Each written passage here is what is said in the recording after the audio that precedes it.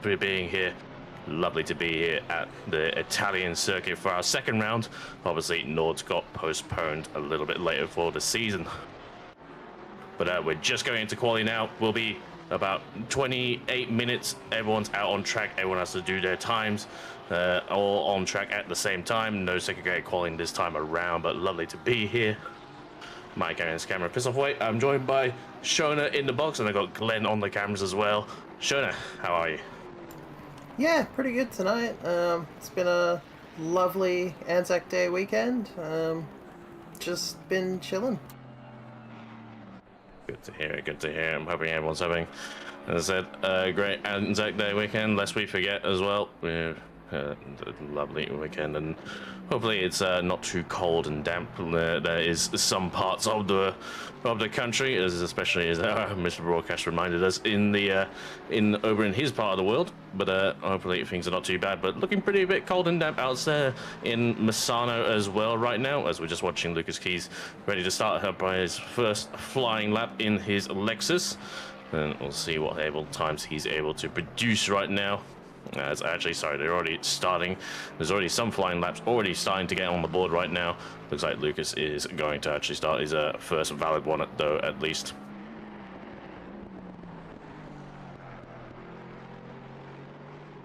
Looking pretty good right now as Liam Hamilton already at the top for the 888 Skill Issue Racing Nissan GTR, followed closely by Aiden Squires in the Ford Mustang, as these two are closely on track as well. They're doing well in the Mustang. When we'll see Aiden Squires drive something other than the Mustang, but to be fair, drive what you like. And that said, though, he was enjoying himself in LMP3 last night as well. And like me, unfortunately, got caught out with the fuel, getting caught out with not enough fuel saving at last night at Bahrain. But that's the way it goes sometimes. Aaron Lee in P3 in the Lamborghini, just saying a whole bunch of times right there at the front. Looking pretty good so far, but as I said, track it isn't damp. It is still optimum right now, but yeah, not looking too bad. We'll be interested to see what the race is like what the race is going to be like, but we'll see if we get a fully dry race or if there's a little bit of rain just to sprinkle things in right now. As we'll see how these guys, as Aiden and looks like Liam Hamilton are ready to finish their current laps right now and start new ones. We'll see if they go quicker. Liam Hamilton goes up to a 32.7, very quick out there.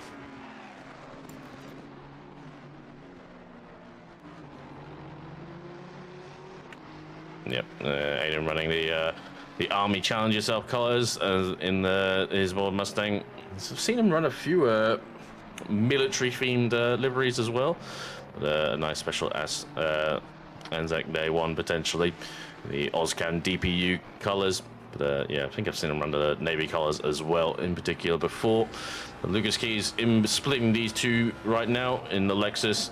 And I'm sure that won't be the only time he does right now. Ben Vintner in P4 for the 116 in the Nissan GTR again. And Abel Cheer in the 555 Ferrari, currently held down in P5. I'll be interested to see how things get on. We'll see if we can see any silvers and pro-ams can get amongst the pros. Like I said before, we normally have a segregated quali between the classes, but obviously, you know, it's not too many people here today. We've got about 25 cars, I think, at last count. And so we've all thrown them into one big quali session right now. And to be fair, this track is it's big enough for 25 cars. Yeah, I was just thinking. I believe Aiden was rocking the Navy livery in his debut sprint season, actually, where was it this track he won on, actually? And definitely know he's got a few wins, more than me, which is all I care about, quite frankly. But I think this could be one of the tracks that he did take a win on as well. Haven't driven the Mustang, well, to be fair, many places, but I imagine it's not too bad around here. But the Nissan GTR as well, as you can see in Vinter, in the sort of all the Zenobi colors for MRT, looking pretty good as well. I think he might have just invalidated on the exit of Querica, and apologize in advance for some of my corner pronunciations, but able cheer here in the Ferrari, and I'm only going to be a little bit biased because I painted that car, so yeah, thank you to those guys for getting in contact with me. But nice to see them actually out there racing, because unfortunately they weren't able to last week with Nords, but looks like they're doing well so far in their Ferrari 296. Going into turn 4 right now into rear will be interesting. Very interesting to see how things go in the race, because obviously a little bit of a compression point at the start with all the field, as unfortunately Abel goes a little bit wide there and does invalidate on the exit. But doing well so far. That is such a tough corner. So easy to invalidate on the outside there, especially when you're trying to push for quali times. Yeah, absolutely. And I don't mind this track, but I remember just being very frustrated when it comes to lapping this circuit. You pretty much have to drive off circuit more than on it. It feels like sometimes to get the lap time. Seeing Aaron Lee now here in the Lamborghini that we don't see too much of these days. A little bit of a mixed bag car, but as he rounds the final corner, he's got a 10th.5 in hand in the Lamborghini Huracan. And crosses the line, puts himself up to P4 with a 33.475. So looking pretty good for those guys. Daryl Lim now in the 69 Ferrari, piloted with him and James Gaze as well. So hopefully those guys have a good race so far, kind of competing for the top silver honors by the looks of it, with the Andy Bishop car of 277. It'll be interesting to watch. I've had the pleasure of joining some of their practice sessions, and they seem pretty strong on pace so far, so hopefully it translates into a good race. Yeah, Daryl never really lacking for pace. I remember I've already seen quite a few times on the board. We've still got about 20 minutes to go, so there's plenty to be done, and my goodness, I'm sure there's a few references on that livery, to say the least. But just obviously a reminder that we're obviously here for 3 hours of Misano. Thank you everyone to joining us in chat. And we'll just obviously qualification will make up the grid, etc, etc. But with these 3-hour enduros, sometimes it's not always a factor in how a race will go. And obviously if the rain it can be accounted, and we got the V12 Vantage special dispensation to race this livery in the form of race this car. Callum Gibbo and I believe Jacob Webber were driving this car, and kudos to them out there right now. It is I haven't driven this car in many moons, but I remember it being a bit of an understeer beast, like many of the cars were back then. He follows just the other Aston Martin just in front. Looking like he's getting well on board. Pinging P20 for a ancient piece of machinery, to put it kindly. It is always unfortunate that some of these older cars just aren't competitive anymore, because they are always such a pleasure to see out on the track. Yeah, very much from a different era of GT3 racing, very much before everything became very aero dominant, and it was kind of mainly about not necessarily engine power, and also the electronics have come a massively long way as well. You can see this car has a very rudimentary diffuser and splitter, and pretty much barely any diffuser on it as well. So yeah, this car was a bit notorious for being okay at sorts, to say the least. We'll see how he goes along. Will be sounding better than anything else right now on track, I imagine. Although we're not privy to that in the comms box, but I'm sure you guys will enjoy this on board.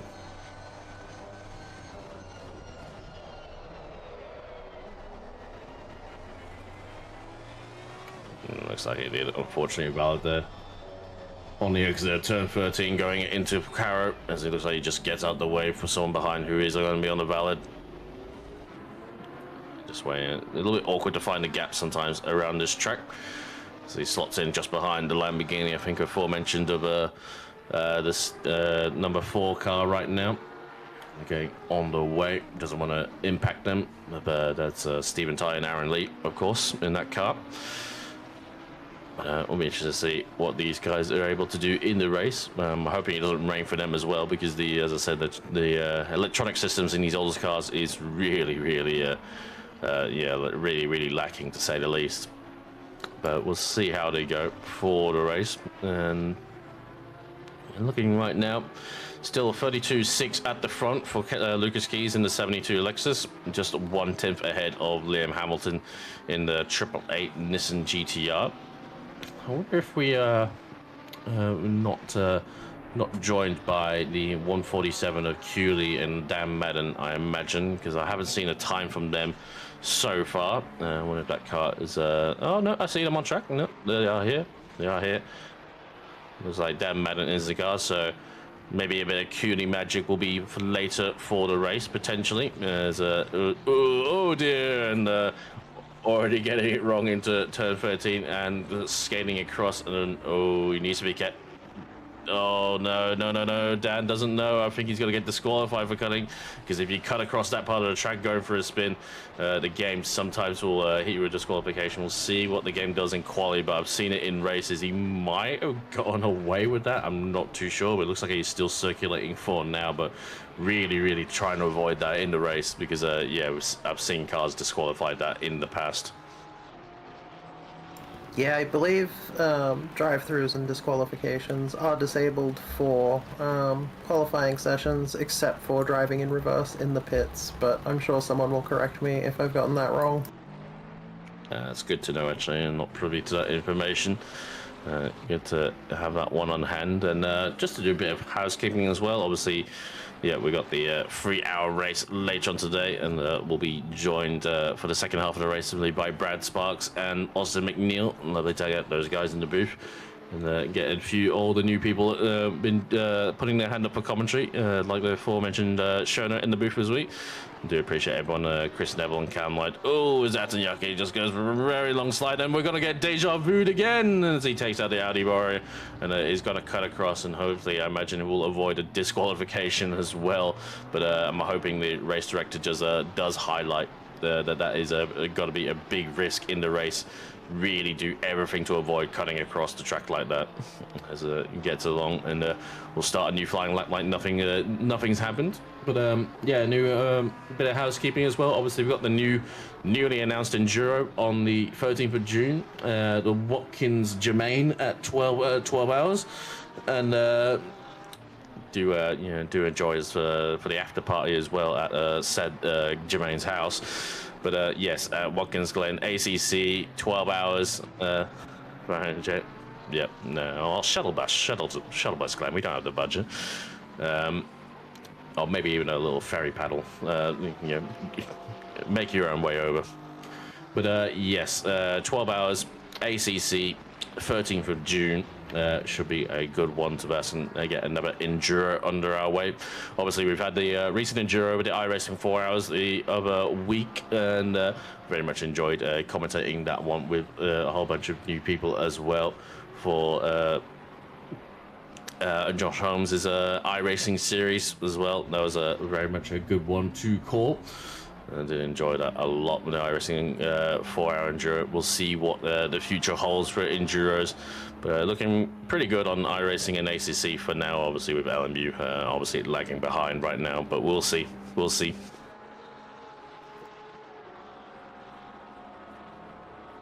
Ooh, 3 hours of Daytona on the 30th of May for iRacing, I've just been told. That should be interesting. 3 hours, Daytona, 30th of May, you said? And on iRacing, put that down in your calendar. That should be a really good one, and definitely going to put my name down for commentary on that one. 3 hours of Daytona, with I think everyone in this... no matter where you are, everyone's enjoys a bit of Daytona. I imagine the Roval course, obviously, the 24 users, and that should be a really good one, I have to say. Looking forward to that on iRacing, not too far away, just over a month. So keep that in your calendar. I imagine there'll be a entry form not too far away. I imagine next week, entry form. So keep an eye on the iRacing channels for that one, and See, that's why you're listening to the broadcast. There we go. 3-hour mini enduro Saturday 30th. Entries open next week for iRacing. Yeah, that's gonna be a good one. Love that. Hey, are you suggesting that 3 hours on the regular Daytona Oval course would perhaps not be as entertaining? I mean, it would be entertaining for us at least, and dare say, I think car choice will be a significant factor. I imagine. Yeah, I think if we were racing something a bit more appropriate to the oval course, it would be quite interesting to say the least. But it'd be quite a far departure. But yes, it would be. I dare say, I have to say, and.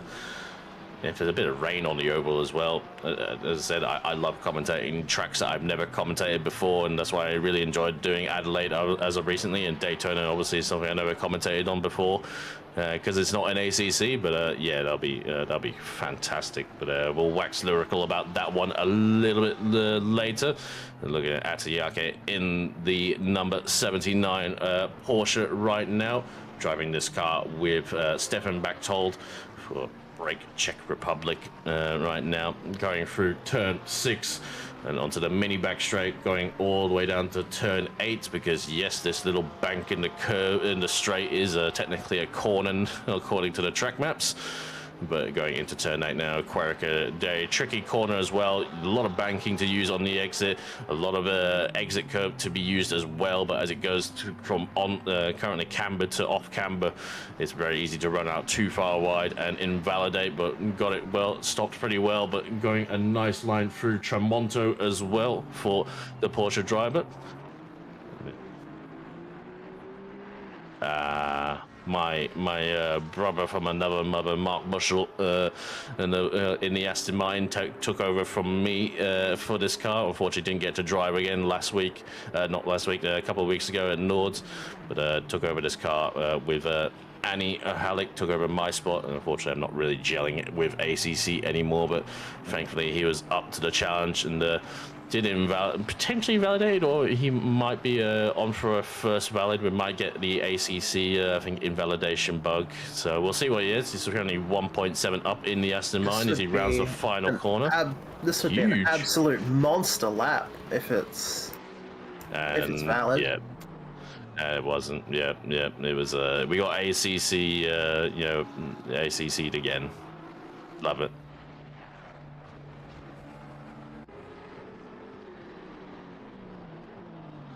Yep, he's just invalidated.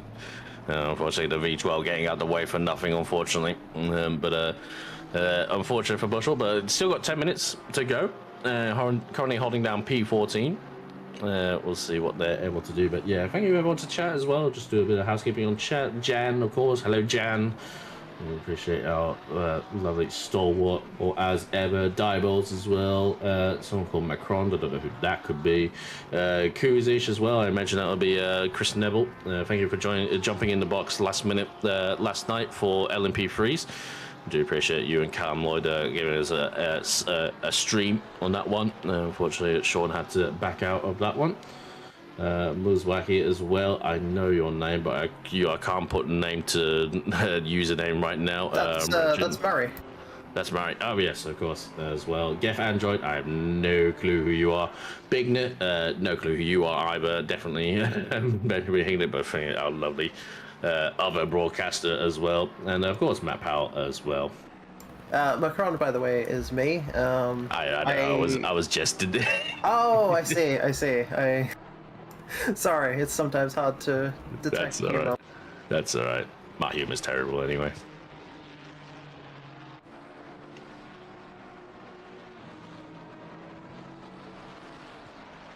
Yep, we're out there right now. I haven't seen too much, little kind of incremental improvements out there from some of the drivers. I imagine it's been a longer qualifying session than normal, so I think maybe everyone's started to find their limits. Everyone's not kind of rushing around to get times in. There's plenty of time to get time on the board. But let's see what Roy Atkin in the number 10 Ferrari is able to do right now, driving this car with Robert Buckerfield. And these guys actually won their class in Suzuka. in the number 10 Ferrari. So I'm sure they'll try to do that again here at Misano. And currently 2/10 to the good right now as he crosses the penultimate corner and into the appropriately named Misano corner here at Misano.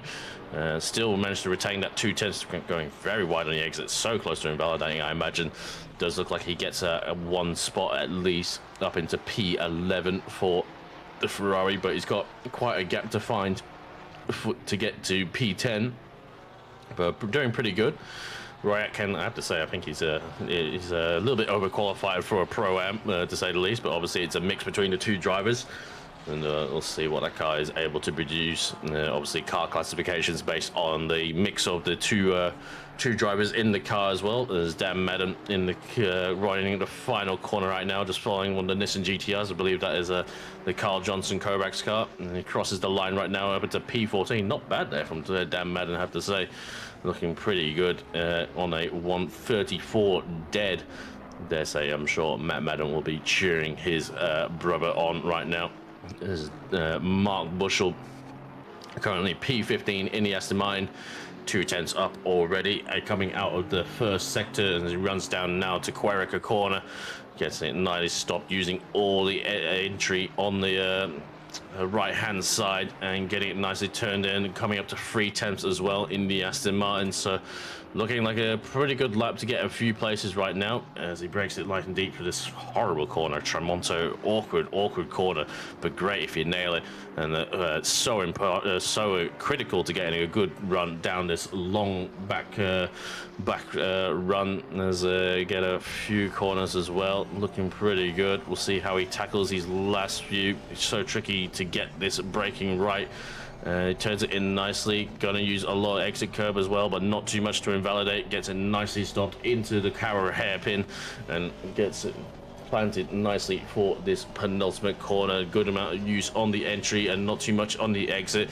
And don't throw it all away on this last corner. Pretty tidy, pretty clean, and 3.5 in the bank right now. That puts him all the way up into P15 still. I'm not sure if that was an improvement or not. It didn't change at all, despite 3.5. Maybe Mark Bushell's timing is a little bit bugged. We shall see. We'll give up. We give up. It's technically my car, so I shouldn't be surprised it was a cursed car. ACC can sometimes have issues updating the timing. No.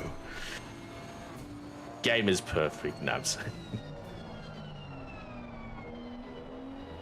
Don't get me started, man ranting at clouds. But I would like to say that was really just a beautiful lap in terms of line and just clean entries and exits. Like, it's really just nice to watch someone who knows the track, knows the car, executing perfectly. Mark's a very, very good driver. I had the pleasure of sharing a car with him for Bathurst as well, in the Mustang with him and Sean Muller. Steve Lewis doing his lap right now, 1/4 second as well in the tank. Liam Hamilton just behind him, but Steve Lewis is on a lap time right now, so he is not entitled to pass this car. He looks in the cross the line, maybe 3/10 in hand, and does go faster, but no positions gained for him, sadly. Just over 4 minutes left, so you can see quite a few cars are already back in the box as well. I think maybe some people will feel like that's it, that's my limit, nothing more to find right now. So we'll have a look. Joe Spenceley, 5 minutes ago. Oh, of course. Sorry, I'm having a bit of a frame fade. The session actually ended with 5 minutes ago, and of course we're just letting the last cars finish their final valid laps. I apologize, I got things wrong on my end. Dare say not the first mistake I will make tonight, but we'll watch as Joe Spenceley, I believe the last valid car to finish his lap with 1.5 tenths. What is that gonna get him in the keeper? Gets him P17 for the 911 Porsche of Joe Spenceley. Very, very good for those guys, him and Josh McLaughlin in the Porsche guys Porsche. and great to see as well them out there currently holding down P17, so pretty good so far. I imagine it was Lucas Keys that got pole position. There we go, on a 32.4, quarter of a second quicker ahead of Liam Hamilton, and Aiden Squires holding down P3, Stephen Ty P4, and Ben Vinton at P5 as well. But you can see, like, it was a pretty tight field with the exception of, I think, the top five, 1 second covering nearly 15 cars in all of that. So very, very close field, have to say. Looks like Lucas did pull out a slightly better lap somewhere in there, but up about a tenth over Liam Hamilton. Yeah, not too surprising. I mean, Lucas Keys gets going. He is hard to match out there as well. That's why I was kind of looking around for Chris Cooley's car, but obviously he is not doing qualifying, but I wonder what we'll see from him later in the race. And, Lucas Keys sharing his car with Patrick Johnston, and of course Liam Hamilton, I imagine, will be sharing with Jaden Rondinella, and Mr. Aiden Squires kind of eludes me right now, of course sharing the car with Mr. Ben Hignett, but we'll see things over. Good to see some of our new academy drivers up in the field as well. Shout out to Bob Beasley. I believe this is his debut in duos. Yeah, great to see new graduates going from the Academy Series up into sprints, duos, potentially even the enduros as well. I do like to see the new talent come through. You know, obviously we have people coming and going as they play. Obviously a few of us migrating over to other sims right now. But, you know, if you wanted to, do Academy on LMU as well, that's now a thing as well. Thank you to everyone else who organises all the Academy Series, ACC, LMU. I appreciate everyone who puts all their time and effort into that one. We're all volunteers here. It's great to see as well. So we're just going to let the session tick over. This just gives an opportunity for the drivers to swap between, switch the drivers through the cars. And there we go, Thermaltake LMU WEC Series and ELMS Series, Thursdays 7 p.m. and ELMS Fridays at 8:30 p.m. as well. So lovely to have that one. Very much enjoying racing in that one, I have to say. It's been a lot of fun for me, and great to see good turnout still as well now as we've gone to 2 splits of LMU still. And obviously things a little bit tied down this week. Obviously everyone's kind of busy. Everyone goes away a little bit for Anzac Day weekend, but we've still got 25 cars here as well. So everyone's wanting to race as well. Love to see all these liveries as well. Have to say, do enjoy that Kovac's car there, Stephen Ty's car, the MRT car as well. I think that might be a Ben Hignett, a bit of Ben Hignett's work potentially as well. The Pixel Racers car, that's definitely Mike Crick's work. Lovely stuff. The Shell Porsche, that's Pete Viney's car. But lovely to see all the painters out there as well, have to say. As we've just been kicked out. Yeah, sorry, Glenn. Your paddock access has been revoked on your bike. Thankfully, Glenn's got flight enabled, so he's just that kind of guy. As we get through, as we get about 2.5 minutes to wait before the things get under the way, but we've got the formation lap as well to deal with as we run through the liveries again.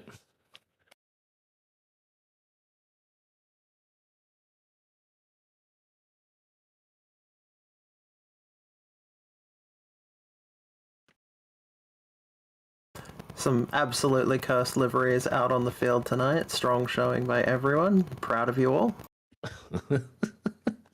I love that picture of George Russell from Australia. It's not Australia, but yeah. Oh, no. Oh, what have you done? What have you done? Saxon Hayes, Mr. Lim, yes, boss. That's probably Saxon being cheeky as ever, unsurprisingly. The Wonder White car as well, love to see the mechanics wear as well. It's a very striking livery.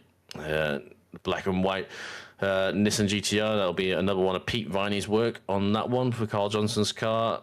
and the Bobcat car as well. I think that might be Blake Griffith's car, I want to say. 175. The Marshall, yeah, always looks good as well, I have to say. Not sure if that's Blake's own work as well, or it is. It is, yeah. Doing a very good job. I was watching her work on it at one point, actually. Yeah, great to see as well. Very much leaning into their theme of bad luck in the duos so far. Just got to own it at some points. I know how that feels to a degree. But run through the Pidgey cars look excellent as ever as well. Steve Lewis and the Ritama spin car as well. Run that livery for quite a while and it still works. If it works, nothing wrong with it. Oh, we got two V12s. Hey? Number 12. I hope that's not a duplicated entry. It shouldn't be. We have two V12s at the back here. As who's that? Number 009. Cricky and Scania are also running a V12. I don't think they saw them in quali, but interesting. So we got two V12s. So you get 2 for 1 at the livery job. So I understand why they got Cricky to paint that one, but that should be interesting to say the least. I believe that was actually the V12 we did see in qualifying. Yeah. We definitely saw the Gibber one, but maybe I didn't realize we were looking at a different one out there as well. As we get started for our aforementioned lap here at the Misano World Circuit, Marco Simoncelli, named after the unfortunately MotoGP rider who passed away 15 years ago at Sepang. And may he rest in peace as well. Very much not a motorbike person necessarily, but he was very much a force on the two wheels, that's for sure. Marco Simoncelli, do you remember that day many years ago? And yeah, have to point that one out. There's Dan Madden following in the 147 Pidgey car. I think Matt Madden does their liveries as well. Another person doing excellent job on the deliveries right now. It's hard for me to sell my business when people are able to produce such good stuff out there. I'd say, but passion makes up for everything. If you like it, then it's the best motivator. That's for damn sure. As everyone's looking to get their tyres on the way, it looks like we've got we've got Ben Simpson 455 is in the pit lane right now, so definitely won't be starting the race. And this is a bit of a longer pit lane here as well at Misano, so it is quite a punishing pit lane, that's for sure. 455, that's last place legends Ben Simpson and Damien Lonergan. Unfortunate for them, but yeah, looking like we've got a dry race. I believe it is Lonergan, sorry, I apologize for that one. But yeah, not looking ideal for them. Hopefully they can get running in the race as well, as everyone's fanning out a bit out there.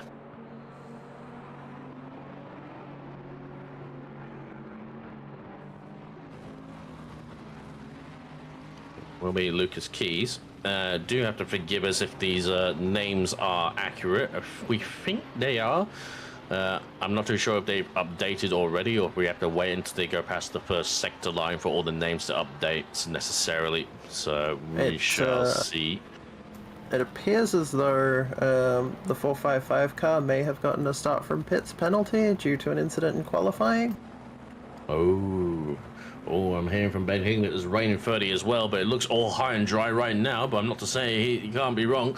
But as they line up double file as we run through the final corner, it will be Lucas Keys ahead of the allegedly Jaden Rondinella and Aiden Squires as well. As let's see, they're all double filed. There's a bit of gaps there and everything. Lucas out of place, but we'll wait for the green flag, and it ticks over the green right now to start 3 hours here at the Misano for season 2 of a duo series. And Lucas Keys cements his first place at the first opportunity right now as the GT has to fire in line. As we got a Ferrari, a Pidgey car's gone worse. And he looked like he gets going again, still facing the right way, but Aiden Squires up the inside of the 888 GTR Skill Issue Racing for the Mustang. But Aiden getting that one well and done very early on, I think potentially ahead of Jaden Rondinella. Not too surprising to see that one done, and I think the Lamborghini will want to get this one done quickly, really, as well as Steven Ty, because he knows that GTR is going to be very, very hard to pass. It's going to be the first opportunity to try and get it done, but not able to get it done into Querica right now. But Jaden Rondinella a little bit on the back foot foot right now, maybe just getting up to speed a little bit. But Aiden Squires ticking one off straight away as he wants to keep Lucas Keys in line. But the Lamborghini having a look at the inside at Querico, but not able to get anything done right now into Tremonto. Apologies right now, but yeah, unfortunately that Pidgey car going for a spin there on the exit. Looks like 455 have gotten going as well, but looking pretty clean from the rest of the grid right now as they all come fanning out onto this back straight. But Lucas Keys from Aiden Squires and Jaden Ronanella for the top three, so one change at the front, but Lucas Keys at the front, no change there, that's for sure. The GTR doing GTR things as usual, exiting corners sideways and still staying ahead. Yeah, lots of power to be put down. It is very much an acceleration circuit around here. Lots of short stop-start zones, and the GTR is very, very good for that. So I think Steven Ty is going to be in for a bit of a painful session if he isn't able to get past this Nissan GTR right now. And even if he does get past it, he needs to be really on his toes to get to not get repassed. But it looks like they've already developed a bit of a gap back to Ryan King and the Lexus right now. Daryl Lim just behind him as well, so there might be a bit of a gaps already starting to form between the sets of drivers. But sorry, Stephen Tite looking really on the coattails right now of Jaden Ronanella, and surely he's got to go for a dive here at Querico. He looks to the inside. Is he late enough on the brakes? He's trying to get there stopped, and oh, he nearly swipes across the back of the Nissan GTR, and thankfully doesn't. But yeah, it's so hard to get a move done on this Nissan right now. Especially, like, look, this is such a tough battle. The Lamborghini is a corner entry machine, but the GTR is a corner exit machine, and unfortunately on this track, one of those is going to serve you a lot better than the other. Yeah, the Lamborghini's always been famously a bit hopeless down the straights as well. So even if no matter how close he is, we've got a replay night now. So this is Dan Madden, currently hold down P14. He's got the S9 just on the right-hand side.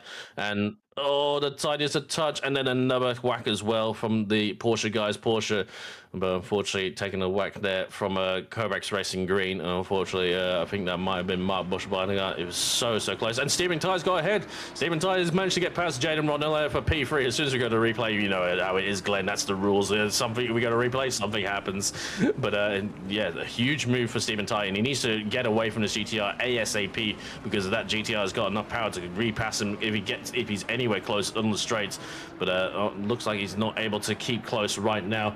But that's huge for Stephen Ty. He needed to get that done as we look to get that one replayed for you right now. But yeah, huge move for that one. Very excited to see how that pass went down, because it would have been something to watch, I'm sure.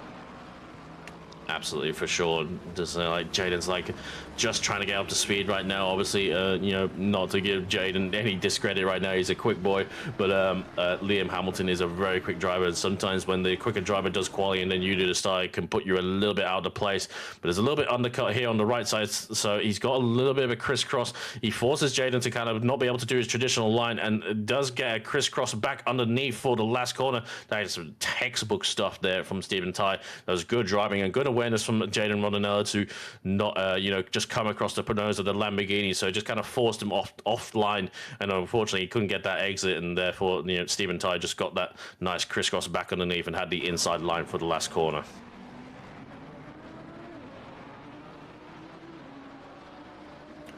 Still waiting for this weather widget to tick over, Ben Hignett, and that's you better not be telling fibs right now. But we're still waiting for this rain to appear in 30, and I'll be interested to see if that's maybe affected people's strategy. I think obviously there's a few more apps out there, a little few more tools out there right now that can be maybe get you a little bit more of a forecast. And see Ben Simpson as well, kind of just strongly recovering. Yeah, apparently they've had an off as well. They cut back to Abel Chair here in the An Racing team with him and James Lau as well. And they're going to be following behind two Lexuses right now. So I spoke before about the Lamborghini and then this GTR. It's going to be fortunate to follow that car, but the Lexus as well is going to be another car that's going to be painful to follow, especially two of them right now. And definitely look like Andy Bush putting a little bit of pressure on Ryan King in the number 86 one in the Wonder White car, heading up these two right now. But the light blue car of Andy Bishop looking pretty strong right now.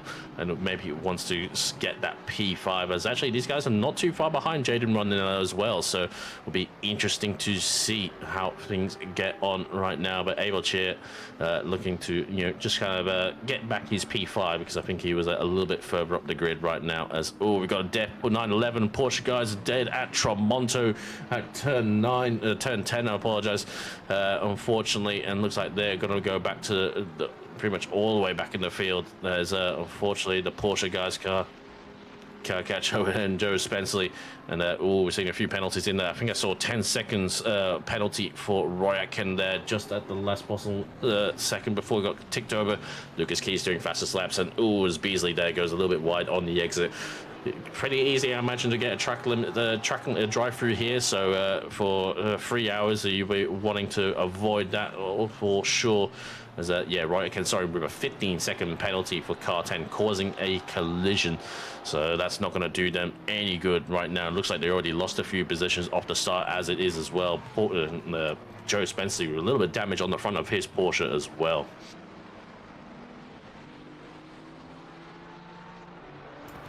Would that not have been from the contact with Dan Madden early in the race? Oh yes, of course. Yeah, they were the second hit as well on as Dan Madden was unfortunately sent into a bit of a spin. It'll be interesting to see if there's a penalty for that one as well. It kind of looked like a little bit typical Misano. It was the tiniest of touch, and especially with ACC, the tiniest of touch sometimes can result in the biggest, most unfortunate of collisions. But we'll see how things go on. As we see a little bit of fighting up ahead, just as we're sourcing a replay right now. But yeah, the top three have all kind of managed to separate quite a bit as well, and already kind of the top P5 to P8 have all started to gap a few of the field as well, down to P10 as things get on right now. But everyone's still kind of finding out. Everyone's trying to find a little bit of place in the gaps as well, find their pace. Obviously, when you change a few drivers from this qualifying to the race, it's some people are a little bit out of place for their pace, I have to say, but everything kind of evening out so far. But yeah, like Matt Madden says, unfortunately for Pidgey, double death in the early parts of the race for the Pidgey guys. Spencer goes very wide there on the exit of the penultimate corner. An easy one to get track limits as well there, that one. But a pretty busy, packed field, and a big fight right now in the lower part of the field still.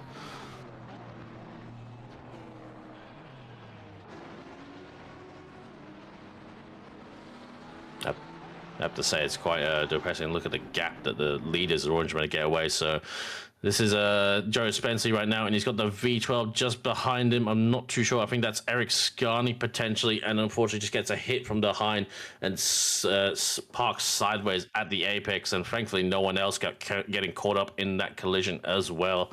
I think that was the Eric Scarney V12. That was the only one that was around him. And yeah, unfortunately, I think that one might be a bit more of a shut and cut case for the stewards on that one, unfortunately, as Joe Spencer trying to make back his thing, and goes around the outside, under braking for Tramonto on the Aston Martin there of Nate James. Excellent move from Joe Spencer there, and already trying to make back up his positions. Thankfully, he hasn't dropped back too much. It's still kind of closely in the fight with everyone, as Ryan King right now. These guys are catching Jaden Rondinelle for P4 actually right now, as these guys have managed to stabilize their pace a little bit. So it'll be interesting to see how things get on here for this one. There's Jaden maybe not loving the GTR here at Misano right now, and Ryan King able to maybe cement his authority a little bit and pace over Andy Bishop at the moment. But we'll see how things get on as we only 10 minutes in. Yeah, it's going to be quite a race, and Misano is a track that demands quite a lot of concentration. It's definitely a good time to just settle in and try and get some good laps in and do the best you can right about now, and hopefully see how the race plays out. Yeah, absolutely. There's one board now here from Lucas Marshall in the Bad Luck Bob car and the white and black Porsche colours, and just following behind Daryl Lim in the Ferrari 296, and Mark Bushell just behind him as well in 191. Raced against Lucas Marshall a few times. He does the LMS series in the LMP freeze. Definitely seen how quick he can be. And I think he got P2 actually last night in the at Bahrain. It was a very, very good job from him. It was the one of the big fuel savers as well. I think everyone, you know, with the exception of Tom Maloney, was everyone kind of got a good result of that one who didn't have to pit. And yeah, I'm still baffled a little bit, like how everyone else managed to save more than me out there. But that's the way it goes sometimes. But yeah, let's see how things go. Is a little bit kicking up the dirt there on the exit for the Porsche, and Mark Bushell will be wanting to make a move on him if he's not able to attack the 296 right now, getting also close through turn 2 right now as they go through Variante del Parco, and the run now down to turn 4 into Rio. The Aston Martin has a little bit of a look, but not able to get anything done right now. And the Porsche also supreme through these tight and twisty corners. The direction change really suiting the Porsche through that last section. But as the Aston Martin not able to follow as closely, but the Ferrari up ahead not getting too unfortunate as well through those corners. And definitely see Lucas Marco trying to get the power down, sliding a little bit on the exits right now as he wants to get past this Ferrari, that's for sure. And Mark Bushell there missing the apex on Querica and losing a significant amount of pace on the cars ahead.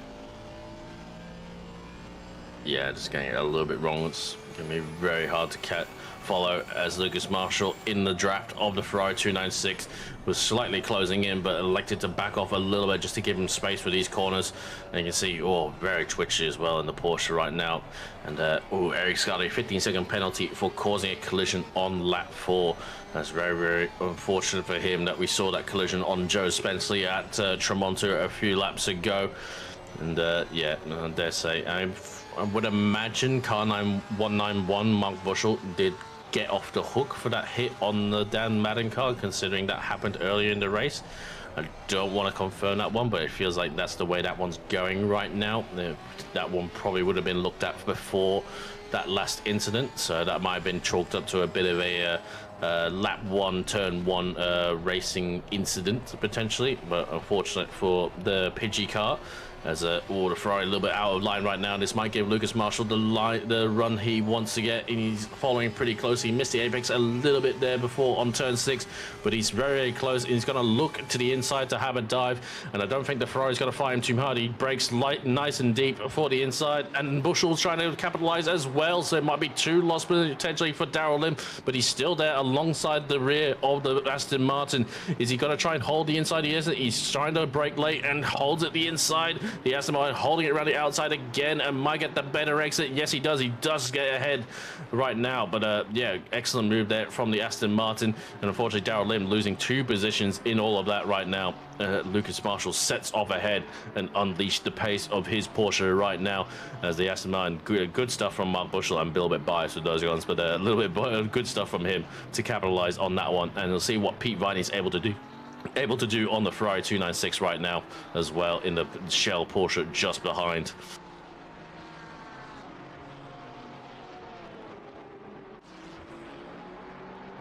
Matt Powell as well, just confirming that, yeah, it's a race incident, that turn 1, lap 1 that we saw with Bushell and Madden, just, yeah, converged a little bit. That's sometimes, unfortunately, how it is, dare say. Yeah. A little bit unfortunate, Darrell Lim right now, P11 right now, but to be fair, he wasn't really fighting Bushell and Marshall for class honors. Obviously, you don't want to really let too many people get away too much. You can't afford to wave everyone through.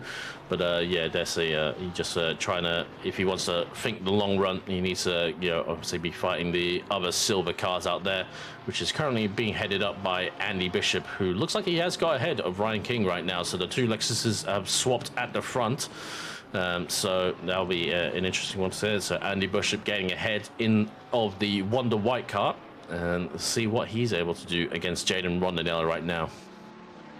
Still a very tight contest up the front there. Be very interesting to see how it plays, how it develops, I guess. Yep. And as the sun has gone away a little bit, as we've lost the sun, the overcast, and the Lexus all over the back. There's Jaden struggling through the hairpin right now and almost getting a little bit of overlap for the Lexus. But we'll see how things get on, and a little bit wide again as well. But the Lexus has got plenty of power, but the Nissan is no slowpoke either. And this place is kind of a little bit more suited to the Nissan GTR for the acceleration, whereas the Lexus is a little bit more better at top speed, but there's not too many places for the top speed to go on here. We've got a replay here as well, so looking all pretty good. A good run from Andy Bishop coming on the back straight right now, and he's going to have a look up the inside of Querico again, and looks like he's getting it nicely stopped on the apex. Great stuff from him, and one of the white cars saw him coming as well, so didn't fight that one too hard. He knew that he had the run, and you got to think of the long game in a race like this. Particularly when you've got a faster driver behind you sometimes, and you are battling a car ahead, sometimes it's better just to let the faster driver go and try and stick with them and let them fight it out with the car in front. Absolutely as well, and not necessarily to call any of these drivers out, but sometimes as well, if you see a driver who's had to follow you for many laps as well, if they eventually start to escalate, and some drivers are a little bit better at kind of keeping their head than others when they have to follow another car. But yes, I'm not saying anyone here is privy to that, but sometimes it's just easier to let that car go rather than to risk them getting a little bit hot and bothered, and unfortunately maybe causing a collision. And there it is. It's a little bit late, but half an hour away. Rain in 30 minutes on the widget and the top right, and there it is, confirmed. That's going to be a very, very interesting one to see. That's going to really shake up this race. So right now, it's going to be a sprint until the rain comes. Everyone should have filled up their tanks at the start, so not be expecting anyone in until that rain arrives. So shouldn't be any early adopters, but we'll see what things are able to do.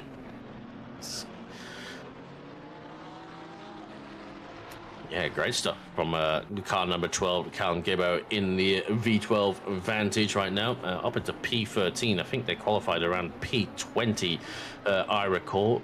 2022, so very good job from them. Almost 10 positions to the good, ahead of Bechtold and Carl Johnson, as well as Carl Johnson looks like he's going to have a move on up the inside of the Porsche, and that should be a pretty easy one done for the Nissan GTI. He breaks it late on the apex as well, but Bechtold trying to hold it around the outside as well. If he can get the exit, it would be pretty good, but the Nissan's going to have the power on the exit as well, but the Porsche's still got an overlap. Is he going to be able to clear him? And Bechtold, being a sensible driver, backs out a bit.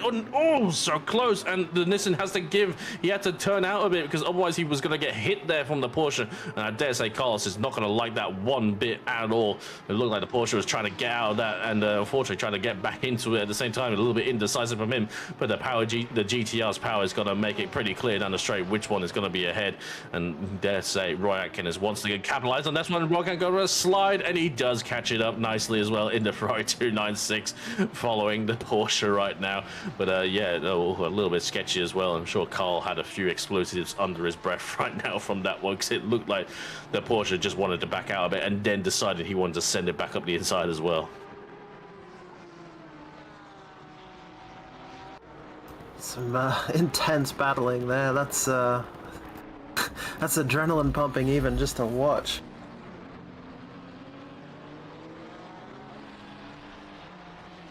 Yeah, absolutely as well. As Carl Johnson now sets after the V12.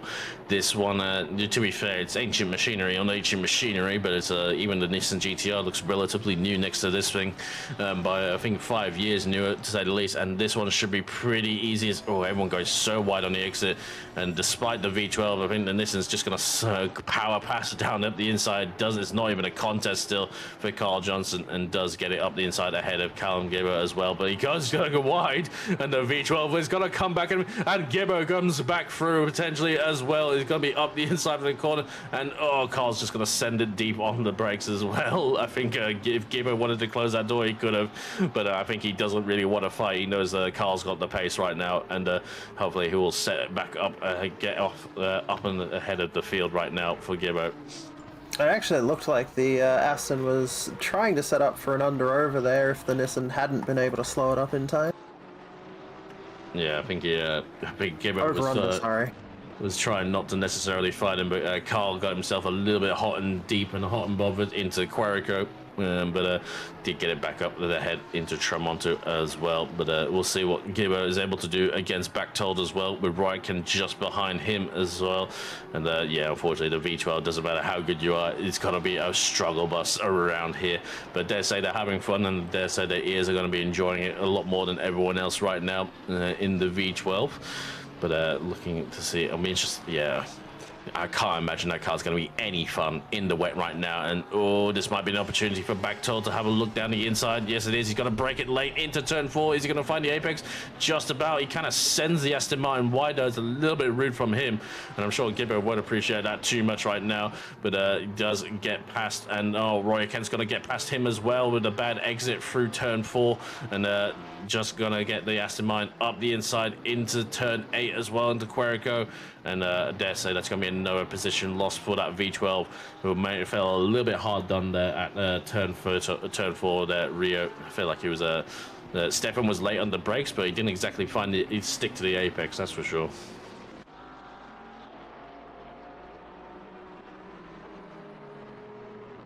You see the track temperature, it's clouding over. The temperature is slowly coming down, the track temp, as the sun's gone away now. Rain in 30, and it's looking, this is getting pretty close. And the last race I commentated in the wet was the Adelaide 4-hour, and that was definitely quite a trial by fire or trial by water, dare I say, for that one. And you see the field spread is also big right now, but oh, right, can you stop backing it into the corners? I know that you got to have a little bit of slip angle to be quick, but that's a bit too much. And oh, finding the curbs on the exit there as well for the last corner for Ken. I feel like some cars have definitely gotten track limits already, that's for sure, from what we've been seeing. It does look like the number 10 Ferrari might be nursing a bit of rear end damage, which might be why the rear is so sketchy through some of these corners. Yeah, potentially as well. Could be a factor as well in that. But we'll see how things go. Sometimes it is just a driver as well. And definitely know if you see definitely the Carl Johnson car going sideways, that's just because of the guy behind the wheel. There's Dan Madden trying to get back up the field, already back into P18, so not too bad considering he was probably very much at the back of the field after the turn 2, but getting all the way back onto P18 right now and setting off after Neil Wood in the 959 car. Looking pretty good right now for Dan Madden on the recovery drive, and I believe Chris Cooley will be jumping in that car later on, so definitely able to get a result, I reckon, later in this race. But yeah, you can see on the track map on the right hand side, the field spread already is huge right now. The Lucas Keys is absolutely so far ahead right now, ahead of P2 and P3 are all in the kind of little no man's land. Then it's all kind of a bit of a fight for P4 right now, headed up by Jaden Rondinella all the way back to P8. So that one's the pretty close field right now, as well as we got these guys here. And yeah, still Andy Bishop trying to get close to the GTR, but yeah, it's going to be difficult for the Lexus because the Nissan is, as I said, is the no slow machinery down the straights here. And he's getting pretty close around this corner. He has a little look up the inside just to scare the GTR, but Jaden not falling for it whatsoever right now. And I'm sure Ryan King and Abel Cheer will looking to pick up the pieces if anything does get a little bit hot and bothered between these guys. If a pass does happen, we'll see how things go on that one. But Jaden kind of just finding his pace right now, and dare say, kind of just trying to do his own race. And dare say maybe not gelling too well with Misano. I can understand on that one. And we'll see how the rest of the race goes for them as he turns it in nice. Maybe a little bit too much entry curve there and gets it stopped a little bit wide for the hairpin as well. You can see the Lexus all over the back of him right now. So where he is definitely struggling a little bit. And yeah, you can see that I think the Lexus has more pace right now, but aren't isn't able to get past right now. It will be tricky for them, but they need to keep their head right now. It's still 2.5 hours to go, so you can't throw it all away early on right now. Definitely keeping the pressure on that GTR though, and it'll be interesting to see if those tires can hold up to the end of the stint with so many little mistakes like that. Potentially, it should be okay. It's this place can be pretty hot on tires, but with the weather gonna be a factor in half an hour, I think that's gonna be everyone's gonna be trying to extending and maybe a switch onto wets right now. But they'll have to wait and see. We'll have to wait and see on how much intensity that rain is, because I think it's the light rain, or might be medium. I think it's might be the light. I'm not too sure. I can never remember the widgets after 5 years of playing this game. Right now, on there, but yeah, it could be a very light rain shower that might not be worth putting on, switching over to wets. It might be worth braving out, but to be fair, that rain widget has been up for quite a while, which it does indicate that rain is going to be here to stay once it arrives, despite whatever intensity it may be. But yeah, it was still on before. Andy Bishop looking to get past the GTR, but nothing able to be done right now. You can see the punch just from the GTR. Once it gets its power down, it can pull away a little bit, even on the Lexus right now. But yeah, let's say Andy Bishop a little bit more at home here at Misano than Jaden. But Jaden still doing a good job in P4 right now for the Skillershoe Racing GTR. And nothing able to be done right now for Andy Bishop, and everyone else kind of falling in behind 4 now.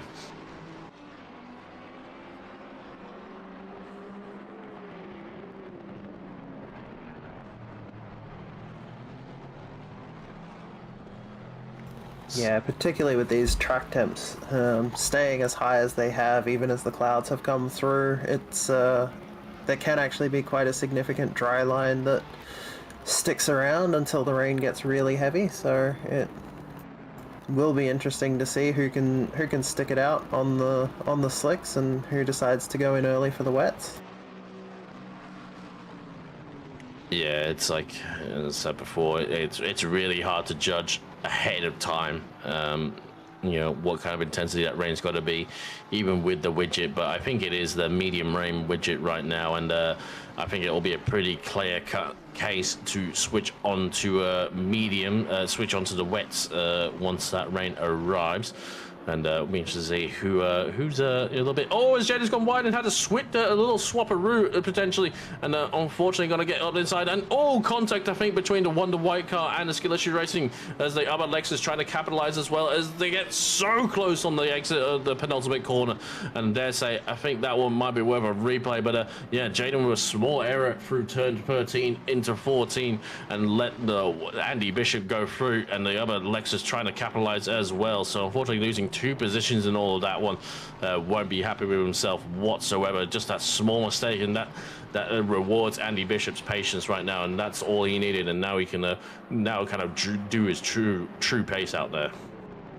Really just goes to show in this sort of close racing, even the tiniest mistake, you know, just a little upset onto that outer curb, and 2 positions lost just in an instant. Yeah, that's all it takes. It is kind of it's not the easiest track to pass. It you know, it can be a lot easier depending on your machinery. But as I said, Lexus against the Nissan GTR, it's not going to be pretty clear and cut between those two. They're both very, very strong in the straights. But yeah, that one was a little bit. So we've got a replay here as we run now. So we're running along the back straight through turn 12 and 13. It's so tricky to get this corner right. So he's a little bit wider at apex and has a little bit of a slide. So that makes it pretty easy. But Andy Bishop to go up the inside, and then Ryan King kind of arriving on scene. And there was a little bit bang on the door between those two right now. I wonder if numbers were called, and also close on the exit as well, as Ryan King swooped around the outside in the other Lexus on the Nissan GTR, and did well for those guys not to come together again at the penultimate corner. But yeah, unfortunate for Jaden running out of that one move, losing 2 positions and all of that.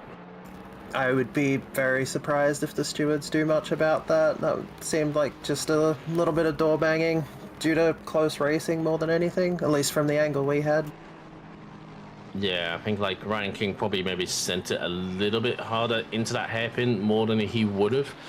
But yeah, but Jaden was trying to find his feet a little bit. He will feel probably a little bit hard done by as blue flag lets all these guys go sensibly in there, trying to get out of his way best he can. Hopefully not impacting this battle too much right now. And it looks like those Lexuses have already started to gallop away a little bit in the RCFs, and we're interested to see what Abel Cheer is able to do against Jaden right now. I dare say going to be a bit harder for him. He doesn't really have the top speed machinery to get past the GTR, but dare say that wasn't, that didn't really do anything for Andy Bishop either, so might have to sit back and wait for a mistake as well, like Bishop did. So we'll see how things go right now. But yeah, unfortunate for Jaden Rondinella. And it's going to put up Andy Bishop and Ryan King. It's going to be an interesting battle between those guys for silver honors, between those two Lexuses. I do apologize for the Lexan. Are we talking about cars still at this point? I'm not too sure. Toyota GR GD3, get here. Can't get here soon enough right now.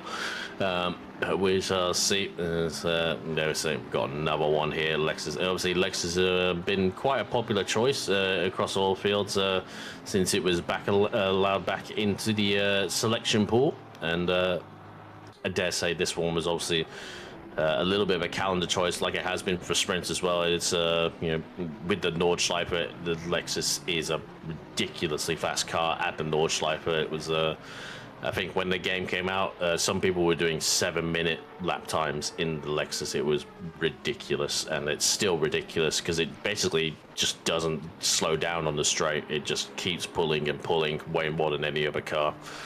But yeah, there's definitely a factor for this one for the calendar, so that's why we see quite a few in this race. But it's still Aiden Squires, 9 seconds behind Lucas Keys and Stephen Ty in the Lamborghini, 11 seconds behind Aiden Squires as well in the Lamborghini. Good to see those guys doing well. Nice to see a Lamborghini still, because really fallen out of favor as of late, that car. And obviously we have this pack of cars right now, the two Lexuses and the Nissan GTR and Ferrari 296 right now, and Andy Bishop probably nice, enjoying himself, having some nice free air to himself right now in the Lexus. I'm not too sure what his last lap times was, but he's probably able to stretch his pace a little bit right now, and Ryan King will probably be doing his best trying to stick with him right now. So I feel like the gaps are getting a little bit bigger, but no one getting away from each other too much right now. Pete Viney's managed to, yep. And it looks like Pete Viney, since we last checked on him, this battle has gotten ahead of Darrell Lim, and is just behind Mark Bushell, just up ahead in the other Kovacs car. These two Kovacs, Pete repeat. But a little flash on stream as well. I think that'll be Mr. Pete Chalmers telling him that they're on stream and give us a flash potentially. I do appreciate those guys. It'll be. I think those guys were, they were thinking about being in the Porsche. They were wondering how far they can go on fuel, and a little bit deep into turn 4 right now. Not gonna do them any favors right now, but I think they'll be running that car in map 4, I imagine, because in the Porsche map 4 and map 8, there's a very little difference in actual, any extra speed between the two maps right now, but they save more fuel in the lower fuel map, and that means that they can go very, very long, as the Porsche Party Trick likes to do. And Timothy Everingham has got a 15-second penalty for causing a collision on lap 16. Not too sure what that would be for, but unfortunately for them, that is landing themselves a 15-second penalty. Looks like an incident into turn 1. Yeah, it's quite a few laps ago as well. I'm not sure if we will be able to find that one right now. Darrell Lemon. So back in there, never mind, we'll try and find that one. But Pete Viney having a few shaky few laps. We've got a replay here, so This is, I imagine, Everingham in the white, yellow, and green colours, the T1 Speedworks. And, oh, I get the feeling, yeah, they just hit the back there. I think that's Nate James in the Aston Martin and sent him into the grass. And, yeah, he feels pretty bad about that one. I think he's weighing around to let that car go. Not going to make his penalty any smaller, but it is the gentleman thing to do. And, yeah, he just, just a misunderstanding in the speed difference between the two cars and just slams into the back of the Aston Martin and go for a bit of a half spin for the Aston. Unfortunate for them, but yeah, it looks like he feels pretty bad about that one. He's going to let them back through. A gentleman thing to do, I dare to say, but yeah, not going to change your penalty whatsoever in the Buick, but it's a nice thing to do. Yeah, I've raced against Tim in the Academy Series enough times. I know he'd be absolutely kicking himself for that. He really loves to race clean and really loves good battles and stuff like that. Just, Yeah, it's so frustrating, but that's when it tests your time to test your ability to reset. Yeah, it sucks. It's happened, but are you going to let it affect your whole race? That's another key trait that I think it kind of goes amiss sometimes. That how do you reset from those little mistakes? Because everyone's going to make a mistake. That just happens. No one's a robot. No one's AI out there. But how you reset from those moments is going to be a factor. Yeah, you'll have to serve a 15-second penalty, but 2.5 hours to go. That can mean very little, especially with weather on the way. And oh, look at the weather widget, 10 minutes away, and rain plus in 30 as well. So I dare say we're in for a long rain shower. Yeah, Lim's been on the back of Pete Viney a little bit lately. I think Pete's had a few shaky laps here and there, a few small errors, and just giving the Ferrari a little bit of a opportunity to maybe thinking about getting this move back past. But the Porsche looking really good through these couple of corners as well. It's so very hard to follow the Porsche through here because it is so good with these direction changes and a run back onto a straight. Obviously, Ferrari should be a little bit better down the straights than the Ferrari, but it's not exactly a GTR is the Ferrari. So it looks like they're just coming up to lap one of the Porsches, I think, of Beasley right now towards the back, and does get out of the way on the exit as well, so hopefully shouldn't affect these guys coming into Tramonto right now. So yeah, pretty clear cut as that one, and a little bit close there on the exit as well, not too ideal. But these guys, I think, slowly being caught by Carl Johnson in the 991 GTR as that car's kind of slowly recovering from the field. We saw it earlier, getting some moves back past. But yeah, we'll see what that car is able to do. I'm sure they'll want to get a little bit further up the field right now. But it'll be interesting to see how the things go in the rain. I imagine some of these cars are going to be pretty suited. The Ferrari's got pretty good TC, so it should be not too bad in the rain. Obviously, it's all factors on the driver. Porsche's notoriously good in the rain as well, or drivable. But, might want to hold off on saying that one. I kind of need my resident Sean Muller to give me a little bit more information on that one when it comes to Porsches that he has in his data bank. But yeah, as well, a Nissan GTR kind of always gone very, very good in the wet as well. Always gets the power down very nicely, so that's how it makes up its time in the wet. But yeah, I was saying earlier in the race, earlier last night, I think I've never raced here in the wet, so I'm not sure what Misano is going to kick up for these guys when it gets nice and damp. That'll be interesting to see, and I think we'll see driver skill start to play a little more of a role, particularly for the people driving some of these older cars like the Lexus and the Aston. Yeah. The Lexus is not the best TC, but it still gets its power down pretty well for its age. This Aston's got to really struggle because even in the dry, this TC is an on and off switch. It is like if you ever go on board, it's like out of corners. It's like it's just like it's pretty hopeless, sadly. But it really is also just fascinating to see how much smaller the V12 Aston is than the newer Evo cars. I mean, the road car it's based on was actually a very small car. It was back.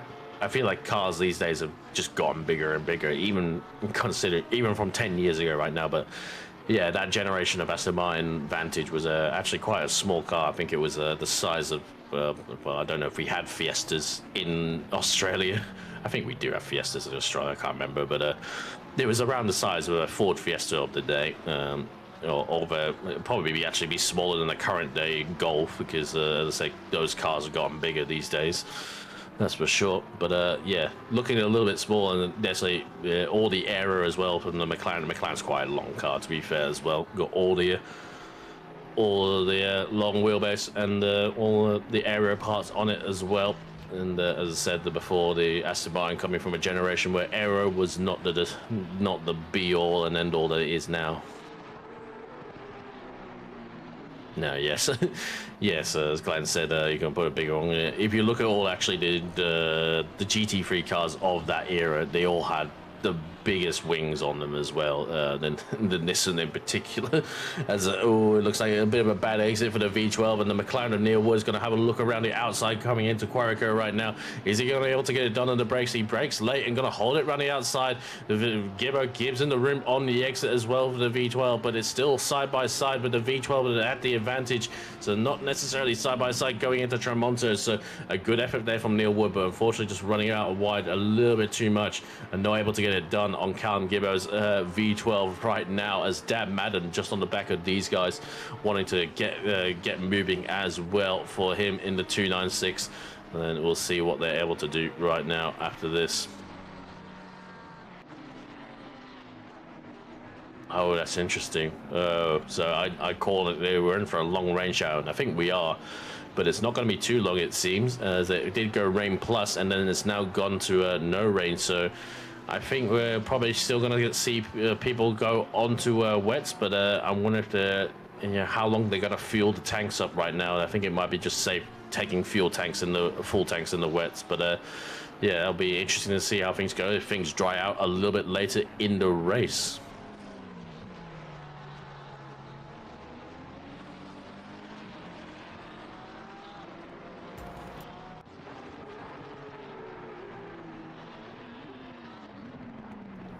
Good. Right now, still Gibbo ahead of Neil Wood right now, as we're all a bit in a holding pattern, just waiting for the rain to arrive. It's going to be a big factor. So still, just probably under 10 minutes away. So looking pretty on time for all these guys. I imagine getting to an hour. I think everyone should be at least getting to at least 1 hour on fuel. That's for sure. We'll see what they're anything to do. Obviously, a few guys like the Porsche probably got a little bit more extra margin for fuel. They could probably go a lot longer than they need to. But if the rain's going to be a factor, that's gonna wipe out that advantage for fuel economy. We'll see how things go. And I'm trying to look where Lucas Keys right now. Yeah, Lucas Keys is actually just a few. About a straight behind these guys, so that shows how quickly Lucas has been going. He's already lapping up to P19, P18 already after 44 minutes. It's unbelievable pace from him right now. There's looking at Abel Cheer right now, and he's been passed. I think that's. Yeah, it's just been passed by Ibrahim Bank there, coming into Querico right now. Potential error maybe from Abel Shear, as Ibrahim Bank in the 110 Ferrari has managed to get himself up into P7 right now. You can see Rondinella just up ahead as well, so that's a little bit unexpected right now. We didn't see this car in this fight for a while, but I think they've slowly been catching these guys ever so slightly as they come good towards the end of the stint for Ibrahim Bank, and sending it into turn 13, getting it nicely stopped on the apex for turn 14 right now, but getting ahead of his fellow 296 of Abel Shear in the 555. But yeah, Ibrahim Bank on a charge right now. I wonder if Ibrahim is racing. I'm not sure if he's I'm not sure they can race, him and his son can race together, because I think they share the same sim rig, so they would have to log in and log out if they ever wanted to do. Yeah, he's with Chris Wren in this car for 110 for Ibrahim Banks. So yeah, maybe son Ibrahim, you have to buy another simulator if you ever want to race with your son in the same car. Because they would have to log in and out of their Steam accounts, I imagine. I think just to But love to see it. I love to see father son duos and as well in the series. You got a few of them around. The Vedigas spring to mind. But yeah, not getting too far away from Abel Cheer right now. So Abel just having a little look, trying to force an error on the 110, but not able to get anything done right now. A replay here right now, so we're going into turn 4, so Abel on the back of the Nissan GTR, now going defensive, and Abel trying to look around the outside, but just brakes too late and goes really wide on the exit, and unfortunately just going to lose out potentially. Still got noses in there, but Ibrahim Bank just capitalizing on that error and just going around the outside, didn't really have to do too much right there. So unfortunately Abel went from attacking to unfortunately losing a position in all of that as he was on the back of Rondinella there. Unfortunate for the 555, but race is not over and a long way to go, and they say the rain is going to be imminent right any second now, so who knows what's going to happen. And ooh, what's happening here is Spencer, yeah, are they lapping? It's Lucas Keys, yeah, so Lucas getting through as well, and looks like Madden getting ahead, Spencer in the background as well for all these guys. I think they're all a little bit muddled up right now. Can't tell who's where. So, yeah, Madden behind Neil Wood, and I think that's Gibbo just up ahead as they're all kind of letting through Lucas one by one. And yeah, that's crazy how Lucas has gone ahead as Gibber goes wide and lets him back through, but does not let anyone else through as well. And there's the rain. The rain has arrived, and what is everyone going to do is going to throw the strategy completely up in the air right now as the rain has arrived. Not gonna be wet enough straight off the bat, but already you can see the track state already going to fast right now from Optimum. This does look like medium intensity rain as well, so we'll be very interested to see how quickly this gets out already to greasy, and I think once it gets to damp, that's the perfect time. Yep, so yeah. I think we're going to see everyone in on the end of this lap because of the rate it's getting already going to greasy. I think it's going to get to damp very, very quickly by the time these guys get back to the pit lane, so everyone will probably be in this lap. With these track temps dropping as precipitously as they are, there's certainly not going to be a dry line for very long at all, so it's definitely going to be worth getting on those wets as soon as possible. Yeah, and trying to stay away from those curbs as well, because they'll be getting very slippy, that's for sure. As Gibbo just trying to keep ahead of these guys right now as the rain arrives. Still greasy. I think everyone will come in because it's not really worth staying out another lap for when it does get to damp track, because then it becomes very hard to drive and you're just going to lose time, unfortunately. But we'll see how the pit lane is, and I haven't seen a few cars come in right now, so maybe people are just waiting too far. Yeah, haven't seen anyone come into the box, so I think everyone's waiting. Yeah, everyone's waiting for the damp track. It did get to greasy very quickly, but I think it tends to do that. But we'll see when it gets to actually damp. I imagine we'll see people coming in, but surely not too far away with how much rain is coming down. And as you were saying before, the temperatures are not too high either. Neil Wood coming in, so he's going to pull the pin first as well. And he is going to jump in. Joe Spenceley as well in the Porsche guys. Porsche coming in for a set of Pirelli wets. And they say this might be a good call for them if it goes damp right now, because that's when the track kind of flicks a switch, and that's when the slicks are no longer able to operate on track right now. I would suspect a lot of the people still out on track now are starting to really lose temperature in their tires and potentially feeling the effects of that. Yeah, as I said, ACC, you can drive kind of annoyingly. I think like it's a bit unrealistic how much you can drive on a greasy track with wet tires, with slick tires, and then once it gets to damp, it just suddenly it flicks a switch and it's that you can't. But Jaden Rondinella coming in, and look like me, Jaden may have lost a position actually there, or looked like he was already losing a position to Ibrahim Bank as well in that process. Abel Cheer as well in the Ferrari coming in as well. So it's interesting to see what these guys can do. So we've got a few people in the box, but still people going past the pit lane right now. So not everyone is sold on going this early. And dare say the earlier you go, the more you're going to take more out of those wets right now, because greasy won't be enough for them, those wets, to look after themselves out there. Abel Shear and James Lau. I wonder if any of these guys will change drivers as well. It's definitely something you can do while you're changing the tires. You can change the driver as well. And there's the switch to damp. Yep, and it's damp, so actually perfect call for those guys who just come in. Now it's damp. Now the slicks are not going to work at all in these conditions, and they're going to be losing more and more time. As Liam Hamilton, yep, and maybe a little bit of a stall there on the exit as well, just slowly getting going. And yep, Aiden Squires in, Ben Vintner as well, and then this didn't actually.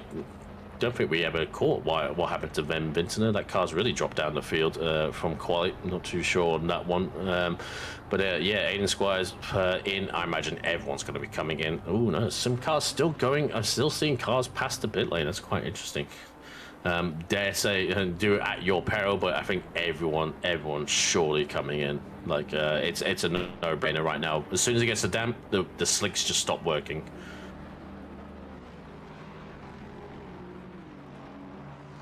But some people, yeah, perfect call from from some of those guys to come in right on the first laps. Didn't have to suffer out too much. Interesting that Stephen Tye, P3, did elect to go around again.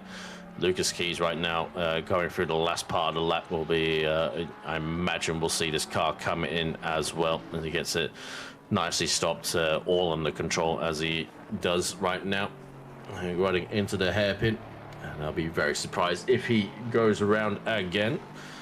Getting very sketchy under brakes there.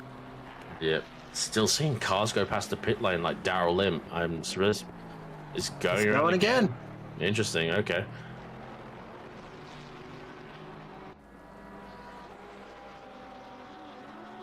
I don't try to. 143.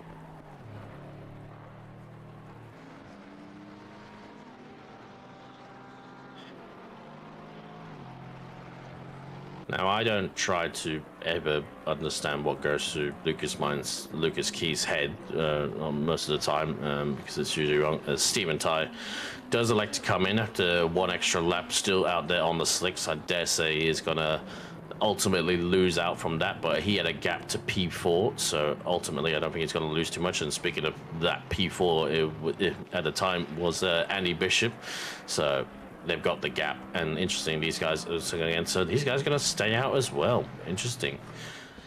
Do they feel the rain shower is actually short enough? I think that is their logic right now. It says 10 minutes still of rain, and because it is a longer pit lane here, there's 30 seconds that you stop for, plus a long transit time. I think probably, I imagine, between closer to 30 seconds and 20 seconds for transit time. Probably, yeah, about high 20s, I would estimate for Misano, because it is a bit of a longer pit lane.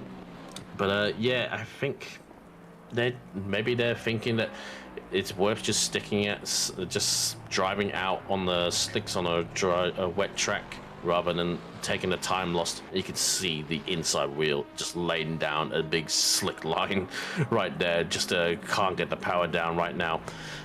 This is where I kind of wish like ACC is just a bit unrealistic. You can't be driving on wets out there right now. Okay. Yeah. It's truly impressive, though, even in these conditions, and even with ACC's unrealistic physics, to be keeping that Lexus together through Cavone and through that fast right-hander just before Curva del Caro.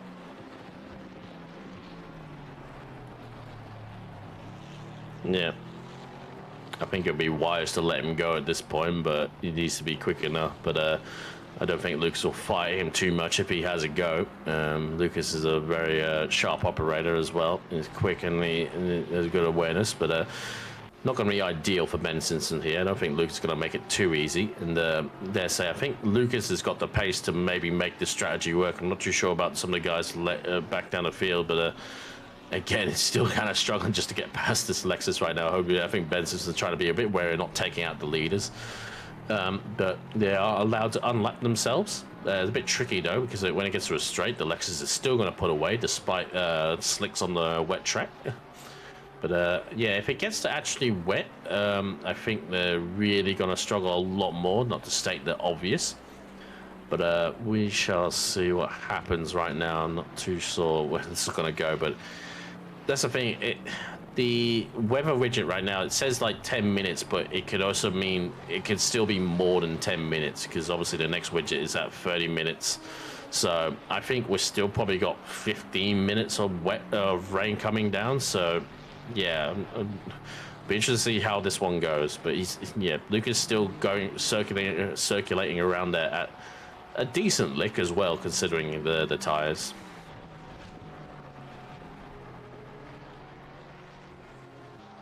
Yeah, it really comes down to how much time you're losing a lap. I mean, 15 minutes of rain, if you're only losing 10 seconds a lap to people who are on wets, you could still potentially save an entire pit stop. Ben Sims is trying to get past this car and he just can't right now. And Lucas is going to send out wide there. So yeah, offline and giving him a flash. But I don't know. He was going to try and get a move past back you anyway because he's on right tires. What did you kind of expect, Lucas, quite frankly? But yeah, I don't know what to say. Yeah. Would have been just easy to let him go. Car 79 stopped on track on the exit of turn 6 as well. I think that is, yeah, Bachtold's car, and I think they would have maybe gone for a little bit of a spin. They're still on slicks, and you can see it not working for them. Rain minus as well, so I think there is some credence to the strategy that is going to potentially work out, and but it looks like Abraham Bank is thrown in the towel as well, and he can't do it. You do have to look to the gap though. Like car 67 is really a long way behind Lucas right now, and because they had to serve that stop, so he is only just going into turn 4 where Lucas is pretty much at the last corner right now. So that shows you how much I'm ahead. Interesting. This car came in, but it's still showing slicks. Yeah. Interesting, they've gone back out on slicks again. I'm not too sure if that's a visual bug or if that's liable to just be a visual bug at this point. Yeah. It's hard to tell from a. They're not looking. It's hard to tell with the Mustang because it does slide everywhere. Still running 5TC, which is I think on the lower side for the Mustang. I think he's on wets. I'm really struggling to tell. It's hard to tell right now because it is still damp and the delta is still in between. Like this shouldn't be drivable in slicks. I'm sorry, but like ACC, like. But yeah, visually they are slicks and it's hard to tell if they. Yeah, I'm not sure Aiden's in chat. They definitely came in and they switched to driver. And looking to get a few blue flag cars as well in the process.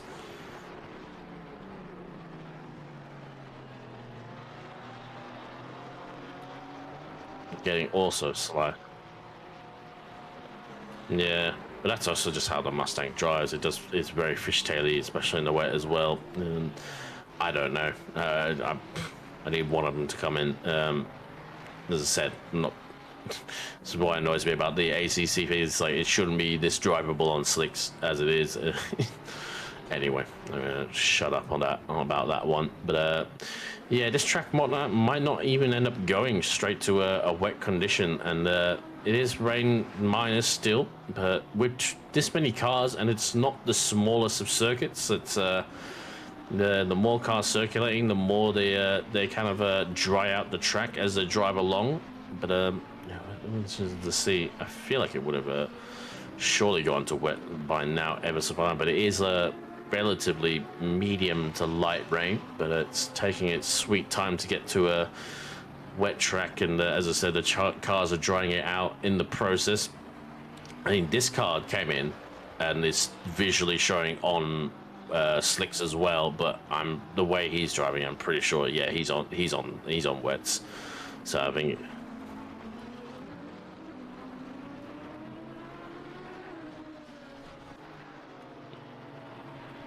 Yeah. Yeah. tricky to say as well as Chris Taylor jumps in chat and trying to curse his teammate, Benjamin Hignett, right now. And typical, typical in the way. Those guys do race on iRacing quite a bit as well. And yeah, Hignett on P3. Maybe you can tell us if they're on slicks or wets right now, because it's honestly hard to tell. Because even with the wets, you're kind of fishtailing out of every corner, whether you're on dries or not. We'll see. And I think these guys are going well, but as I said, the gap between this car to Aiden Squires right on the back, actually on P2, so we know the Lexus hasn't come in for wets, that's for sure. And I think this is indicative of the pace difference. I dare say, yeah, the Mustang is definitely on wets as well, the way it just took that corner. So this car is on wets despite the visual markings being incorrect, and it looks like he's going to get back his P2 very easily, because you can see how much the Lexus is struggling out there on the dry tires on this track right now, and able just to pull away on the exit. So yeah, definitely this car is on wet tires, that's for sure. No contest on that one. But how long will this rain last for? It's still got 10 minutes of it, but I think the saving grace with this strategy to stay out is... Okay. Someone's gone off, apparently. Just ticked over. So rain is imminent to stop as well, actually. So wasn't as long as we were expecting. It's going to stop any second now. So there might be a bit of a masterstroke from the 72 Lexuses right now to not stay out as well. I think the gap he had as well, I think he could have done anything he wanted on strategy as well for the 72 car. And that's really going to put them in good stead for us longer in the race. They're just going to have an even bigger gap than they had before, as this car will probably have to come back in to go back to dries. But how long it will get back to a drying track, we don't know. We'll see, but imagine it can't be too long, considering the track never got to a wet phase. Yeah, there's a few little pools of standing water that we can see, but I would imagine with this many cars on Misano, it may only take 3 or 4 laps before a dry line starts to form again. Yeah, for sure. And it's this one as well. But yeah, I think this is gonna... I wonder how much actual fuel they've actually got left in the 72 car right now. And that really is the question, isn't it? We're only just coming up on 65 minutes now, I believe. Yeah, but they're already gonna have a free pit stop over everyone else. Just show that's how much of an advantage they've got right now. So if they can come in and put a fresh set of slicks on when the track is getting towards drying out, it'll be really ideal for them. But I'm not too sure how far the Lexus can go on fuel. I think every car can eke out to at least 70 minutes, but I think they won't be going too much further than that. Obviously nothing in comparison to what the Porsches are able to do. And I wonder how, actually, if car 19 did coming in. I think they did, but yeah, I think if you're a capable driver, you could make the strategy work if you could control the car and track out there. Car 19 must have come in because they've swapped drivers. Yeah, they've swapped drivers, so they did come in. I was going to say they would have been in good stead just on fuel, but there's no point staying out there on slicks if you can't drive the car for the conditions. And you can see as well, like they're definitely on wets, that's for sure. Visually correct on this time around. But yeah, interesting to see how this one. I'm going to be finding it difficult to see what can happen to 72 with this one, because they're going to have they already got a substantial lead right now, but they're going to have an even bigger lead come when the rain stops, which will be any second now, I imagine. It truly is impressive to see Lucas Keys still putting out 145s in these conditions on slick tires.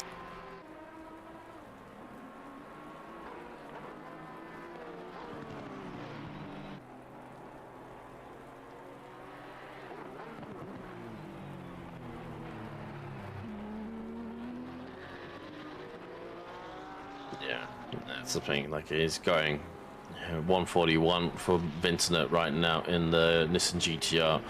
A little bit further down the field, I think in P17 right now, in a big fighting pack right now, as looks like they're potentially might be unlapping themselves from a P2 in that blue Lexus right now. Going along ever so slightly, and that car will be interesting to see. They've come this far, so they just need to keep eking it out right now for that car. P3, I apologize for 277. But I dare say I wouldn't fight all these guys that are faster than you right now. No point fighting a faster car, dare say. Doesn't matter if you're a lap ahead or not, anything. You're just going to risk a collision or something right now. And you can see him just struggling and fishtailing everywhere. And definitely, like the rain is still... I was really surprised it didn't get to a anything more than a damp track, because it's a decent amount of rain coming down, but as I said, all these cars are just throwing the water back up into the air as they go along, drying the track out as much as it's coming down. So it will be, as I said, very interesting to see how this track dries out once the rain stops, and how quickly it'll get back to any sort of a optimum dry condition.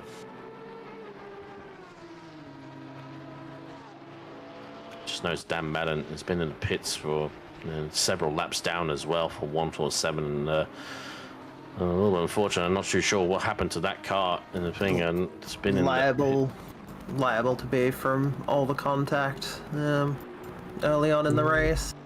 Yeah, but they were circulating. We saw them circulating still. They carried on, but I think they... I get the feeling that car might have...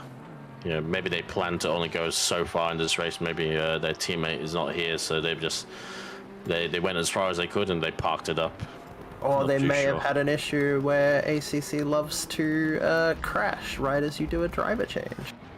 Yeah, oh well, that doesn't help things as well. A 5-second penalty for causing a collision on lap 9, so there was a little bit more to that. See, yeah, there's that would have been not too far. It looks like they pulled into the pits not too long after that collision happened 12 laps ago. So yeah, that's quite a while back as well. So not too sure what happened to that one. It's Liam Hamilton sliding his way around on the things, and slowly trying to get back up to speed somewhat. The car fell down a little bit, so just trying to get back up to speed so much. And I get the feeling, so we know that obviously Bishop hasn't come in, Lucas Keys hasn't come in, Lucas Marshall I imagine is another car that hasn't come in, considering he's jumped his way all the way up into P5 right now.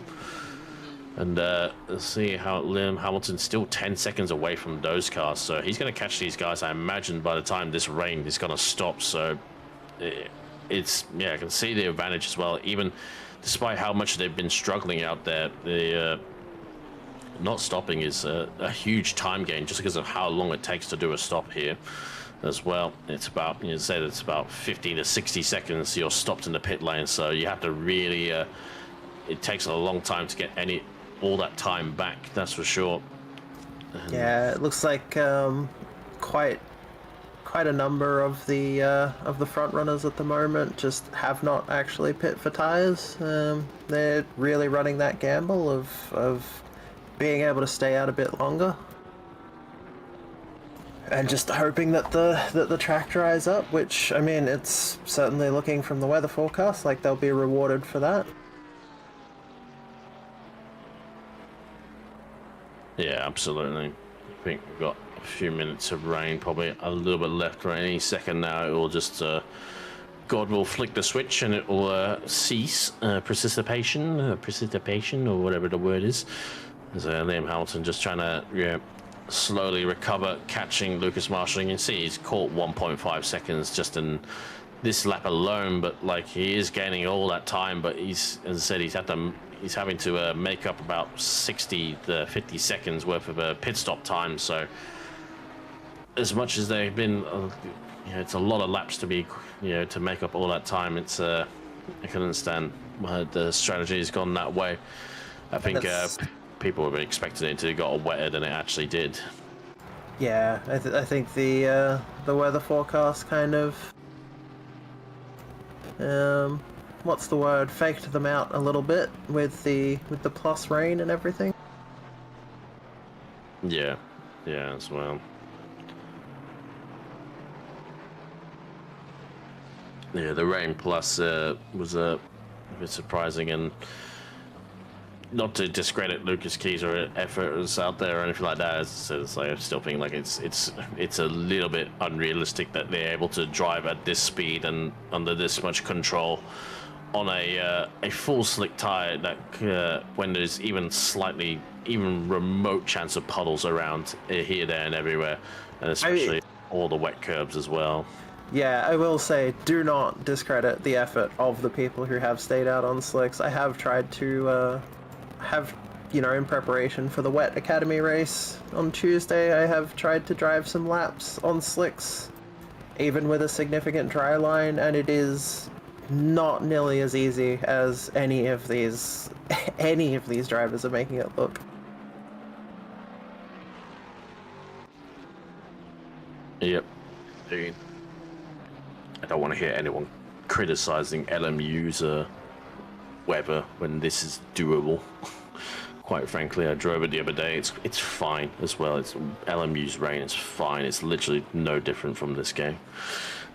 Hopefully LMU will have a wet race. I mean, we are going to have a wet race. I think Silverstone's going to be a wet round for LMU. And we got car 991 off. That's Carl Johnson.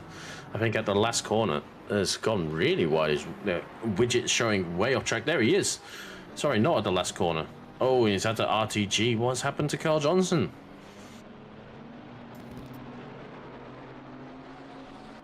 Let Glenn root around in his bin full of replays right now. I thought that was at the last corner, but no, I think it was on the end of this turn 8 straight, actually, that they were off at. Hopefully way at the end. Hopefully it's not an issue of spinning out and accidentally cutting the track and getting disqualified. Yeah, I don't think there's any way through there. I don't want to call it, but I forget if it's a hardware failure. Considering they RTG'd. Unfortunately for them, the Kobach's Nissan GTR. Oh, the Josh McLaughlin's Porsche has gotten a drive-through for track limits. Oh dear, oh dear, oh dear. So Liam Hamilton's on the back of Marshall and Bishop right now. As we cut to a replay right now, so he's going long down the straight towards Querico, and he's got no brakes. Nothing's happening. He's got nothing.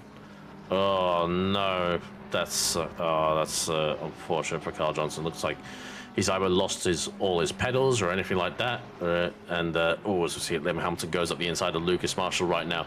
As Andy Bishop has had to come into the pit lane, so surely they're not going to put slicks on right now, but the rain has stopped in all of that. Didn't get a chance to say the rain has ceased, but I imagine Andy Bishop probably coming in for fuel, I imagine, but surely going to be coming back out with a set of slicks again. There's no chance he would come back out on a set of wet tyres.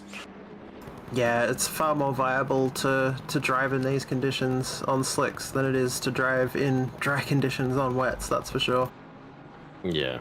And even just alone of what it will be in a few minutes' time as well. And there's a slight bit of dry line as well as the car number 7, 7th place of 86, car Dario Bartoletti wants to get past the leader right now and unlap himself, which Lucas is not inclined to hang around and wait for him to get the move done. But I dare say it's going to get harder for Bartoletti as this track has ceased to, the rain has ceased, so this track is only going to get drier as things go, and we'll see a dry line, I imagine, form very shortly. And as Lucas really having his car fully under control. There's completely. 2 cars off track at the moment at the first chicane. Looks like there was an incident there between 277 and 99. Seeing a car flickering to pits. I think it's this Joe Spencer car, and thankfully it doesn't impact the leader too much. Just having a little bit of moment with his internet as the car was flicking on the transponder between the pits and on track as Dario Bartoletti's gone for a spin on the turn 13 right there. Unfortunately for Bartoletti, looks like he's managed to get it back under again. He's gone for a good save, yeah. Not the full spin, but thankfully keeps it going. And yeah, for him, not going to be too ideal as well. So even with wet tyres right now, it shows that it's all down to the driver to keep the car under control. Did a good job to save that one as Spencer comes in the pits right now.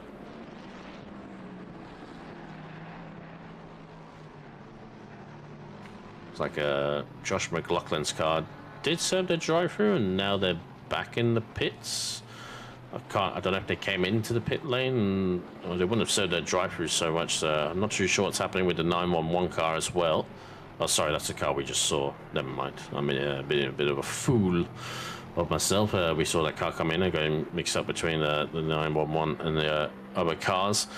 So they had a drive-through, and then they've come back into the pits, and I'm not too sure if they're going out again. We shall see right now. But yeah, the rain has stopped. It's still a damp track. The dry line will shortly start to appear as the track will go to greasy.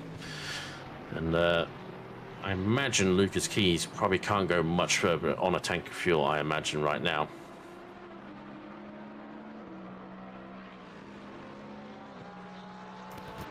And track's already gone damp. Sorry, track was always damp, you idiot. Never mind. I'm already getting a little bit schizophrenic already as things go on. But yeah, the Ferraris at least will be going at another 10 minutes or so if they've been playing their strategy properly. I'm not sure if the Lexus can do a similar kind of stint length, but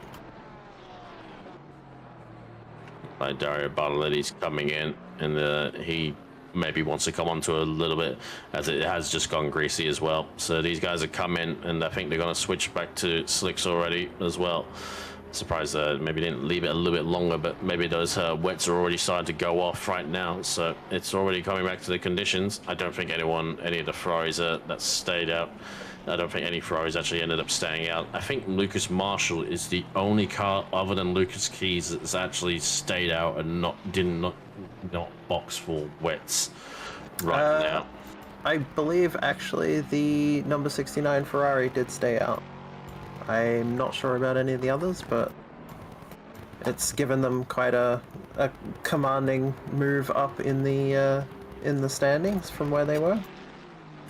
Might be right on that one. Yeah, I think you are correct, and looking like they're getting up to speed a little bit right now, as Sakanius is now in the 277 Lexus. And this car was going very well, but did have to box, I imagine, on fuel. Hopefully it's come back out on a set of slicks as well.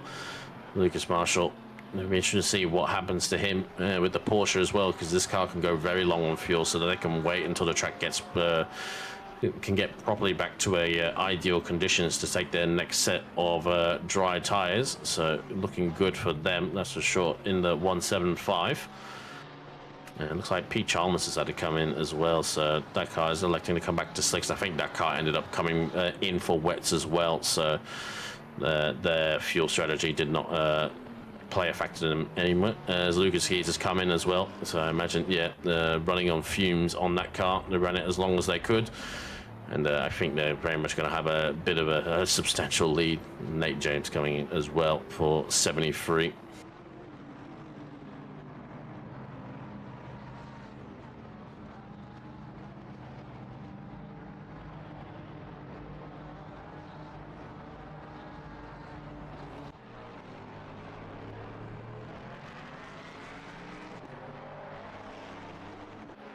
Higdon is here right now on track, but he is a lap down right now, so I think at best he's just going to unlap himself at this rate, according to the timing tower. We'll see. We'll get that confirmed as they cross the line, as Lucas is in the pit still alongside. There he is. Might have to wait a little bit longer, but I don't think that's a overtake for the lead. I'll be very, very surprised unless they've found a bunch of time here and there, which I would question. But no, apparently they are P1, so it's solid. I don't know anything, apparently. So interesting that this car managed to make up enough time to actually get themselves unlapped, which is, I thought the lead that Lucas Keys had it may have been okay, but to be fair, these guys were not as far ahead as I think I thought. So they are ahead for now, but they are pretty much a pit stop behind, because surely this car is going to have to come back for slicks pretty soon. We'll see. but we'll have to wait and see on that one, as Patrick Johnson's been put into the 72 right now with a fresh set of slicks and a full tank, and is definitely gonna retain their P1 once Hignett comes in.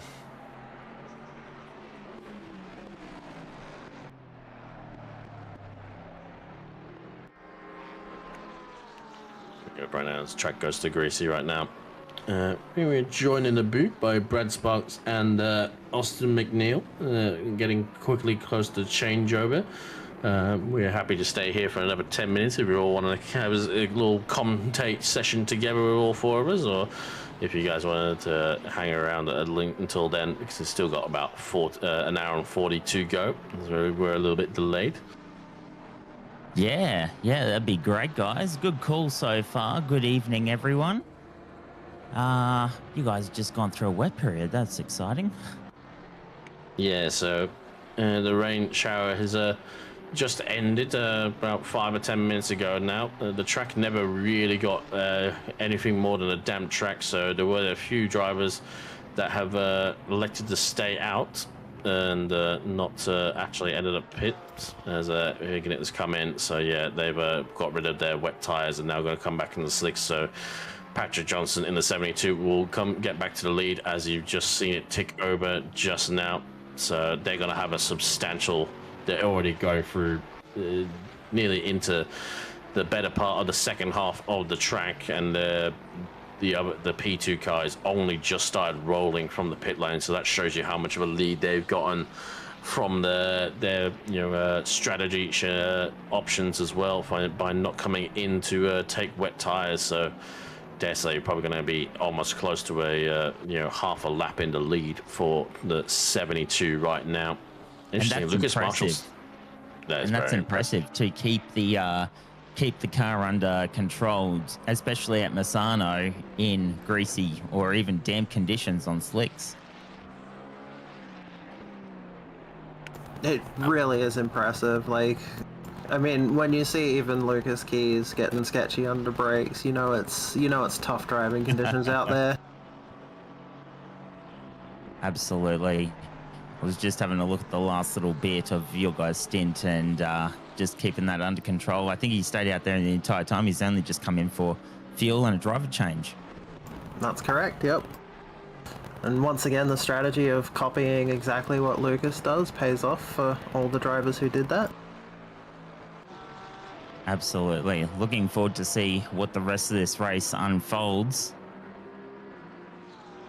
as the track is still listed as greasy at the moment, and we're looking at Hamilton coming in. Hamilton coming, getting rid of his wet tires, so it'll be interesting to see where he comes out. 175, Lucas Marshall is still the only car yet to stop right now, and it'll be interesting to see. As I keep saying, they're getting close to that 90-minute mark where they're on fuel, so I mean, it'd be a great stop on them, and they may have been able to actually save a bit of fuel in the wet as well. So if they can get past the 90-minute mark, which is doable for the Porsche at some tracks, to potentially just one stop the whole race, as opposed to potentially 2 or even 3 stops for some of these cars right now, as we've already seen some cars come in twice, mainly for tires.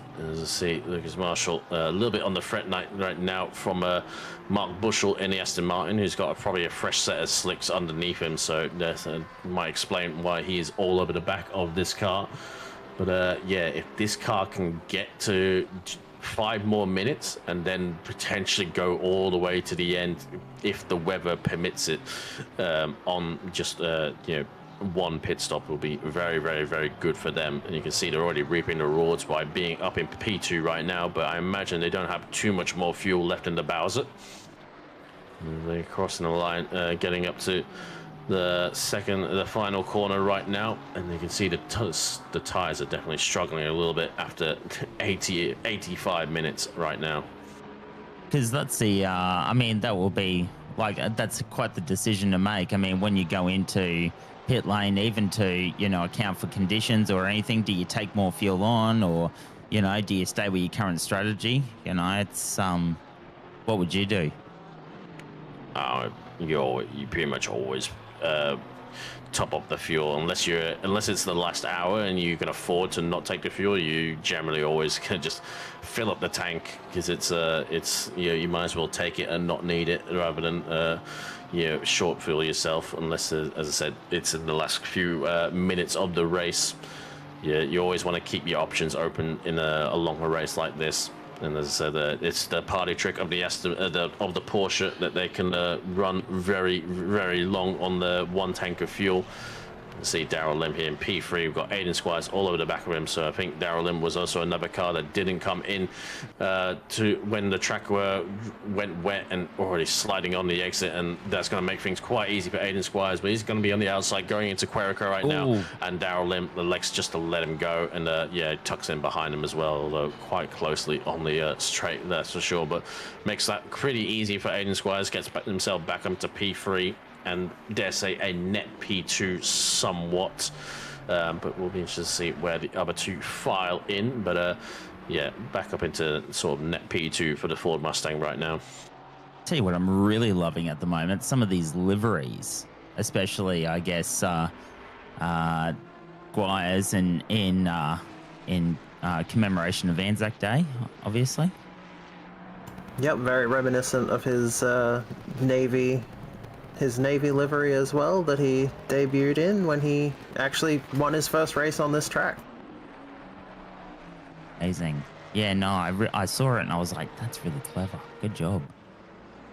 I'm seeing is a floating bonnet. I don't know what you guys are talking about. I was also noticing on the livery of Lucas Marshall, the blue how of Transmission Sim Racing, the sim racing team that Blake and I are both in.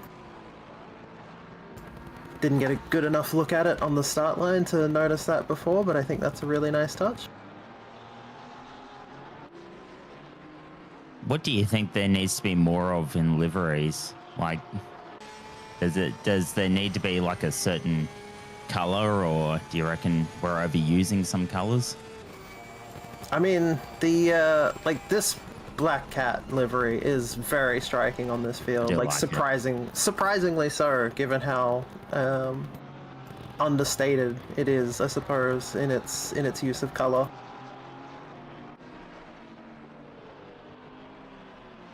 But I do think there are some really interesting and creative liveries out there, and some absolutely cursed nightmares, of course. Always thought we could do with more chrome and shiny colors. Let's get some lights reflecting around and distracting some people. There's some real chaos in there, I reckon. Well, even this one that we're looking at on screen now, it just looks like a paper mache just been thrown onto a car. Glenn doing a fantastic job of showing off the cursed liveries as I mentioned them. Thank you, Glenn.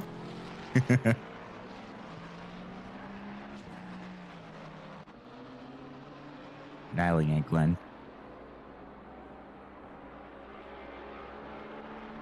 So looking at Johnston now.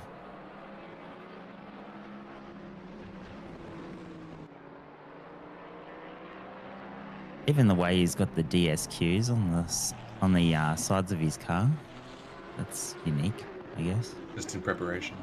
Yeah. Getting ready for this track. Yeah. The amount of DTs people are going to get for track limits. Yeah, absolutely. Has there been a whole lot of track limits so far in this race? The 911 Porsche, sorry, which I believe is the Porsche boys, managed to get one earlier, before they had to come in for their pit stop. Oh no. We just saw one as well not too long ago, about a few minutes ago, for Robert Buckerfield in the P10 right now. So following George Sakanias is definitely on the threat a little bit from Liam Hamilton in the AAA GTR, but I'm going to call it there from me. I don't know about Shona as well, but thank you very much. That'll be my part of the race for commentary. And as I hand things over to you, Brad, and things. As Sani Canius goes wide there at the exit of Tramonto, we're going to make things very easy there for Liam Hamilton. I imagine down the straight. I don't think the Lexus is going to be in any position to fight that one back. And Liam definitely got the pace advantage right now, as the track has already gone back up to optimum. So the rain has completely dissipated. We're not too surprised, considering how much it struggled to get to a wet track. It has dried out very, very quickly with about 25 cars on track. So going to make things really nice and easy as Darrell Lim in the box as well. So 90 minutes right on the marks as well for Darrell Lim. So this car might potentially go to the end on fuel as well, while Lucas Marshall in the other Porsche still yet to stop, still circulating out there right now with the Aston Martin just behind him. I imagine they will want them to pit very soon because they want to get past, that's for sure. But yeah, that's going to be it from me, as the Aston Martin is sitting up the inside. Oh! Does leave the space as well, and he unlaps himself. The room was given, and that was all fair and game from the Aston Martin there. He wasn't going to hang around and wait, as it's still a little bit on the sketchy on the exit. But he's entitled to unlap himself as well. But yeah, very good. Holds it beautifully through the next section. And yeah, that'll be the end of my commentary stint as well. Good luck to all the drivers who'll be taking over for the second and potentially third stints. And good luck to the both of you in the booth. Looking forward to seeing how the race plays out. Yeah, absolutely. Thank you, Cam. Thank you, Shona. Appreciate you guys starting us off. Myself and Austin will take you up until the pointy bit of this race. And currently Johnston in first, Marshall second, Squires third, Ty fourth, and Hamilton moving himself up into fifth. Great to have you along tonight on the platforms of OOR, as we're doing 3 hours around Misano, round 2 of 4 in the duo series. And looks like it's been quite an action-packed race so far. Austin, I don't know if you've caught a whole lot of the race so far, but it looks like hopefully we might be in for a cracking race. Yeah, looks like it's been a real good race so far. Obviously, the rain throwing a bit of a spanner in the works. I did keep my eye on it just to have a vague idea of what was going on. And watching Lucas manhandle that Lexus through the wet period was something to behold. So well done to him and everyone that did the same. But yeah, now we're sort of moving into the pointy end of the race. We're going to see how these strats play out. Obviously, the cars like this Porsche can go probably on a one-stop, and we saw the Ferrari look like they're trying to do the one-stop as well. So they'll always gain a couple of positions at the end, but be slower in pace. So yeah, I do love these duo races. They bring in a lot of good content. Yeah, absolutely. As we're keeping an eye on Marshall at the moment, going around Misano.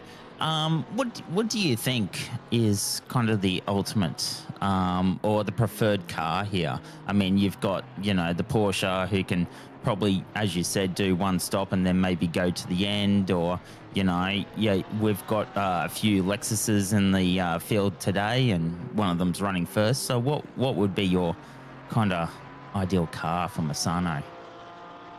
I'm not really sure if I have a specific ideal car. Obviously, the Porsches will always be strong because the one-stop just saves so much time. I'm not sure if it would outright always win you the race here necessarily. I've always enjoyed this track in the Lamborghini, but that's just because I'm a Lamborghini fanboy, so that's my opinion. I'm rooting for Stevie Ty up there in P4, repping the Italians. I have also driven this track in the Mustang, and it did actually feel quite nice. So there's actually a fair few options, and obviously the Lexus in P1, I mean, I'm sure the Lexus is a very good car, but that is Lucas Keys behind the wheel, so he can put anything up there, I'm sure, if he wanted to. Yeah, absolutely. Can do no wrong, that man. Absolutely. Was doing really well in the Adelaide 4-hour last week as well. Did no wrong there either. Yeah, he seems to be just across all the sims at the moment, because I was racing him in the WEC series in LMU and the ELMS series as well, as we actually see a DT come through for a gaze in the Ferrari number 69 car, so more track limits coming through.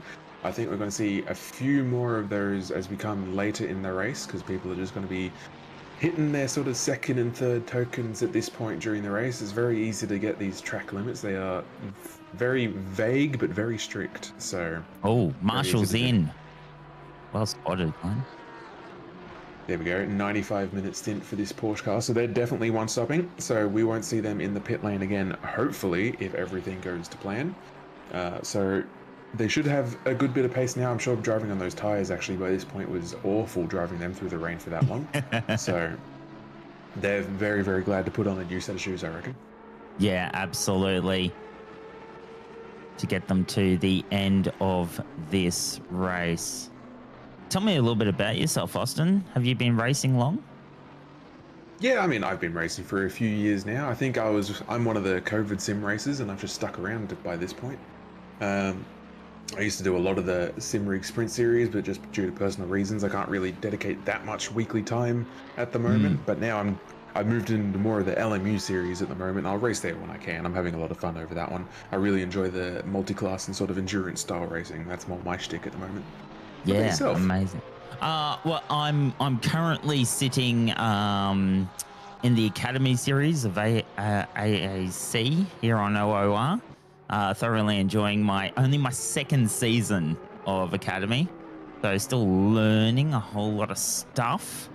But yeah, no, thoroughly enjoying it. And only just getting into kind of sim racing as Damien Longergan has got a second penalty for causing a collision on lap 52. So that's just come up on your screen now. On board. Sorry, I was going to say, I believe that's one of the Pidgey boys causing mayhem again, as we've seen all week. So I'm loving it for those lads this week. They're having a good time.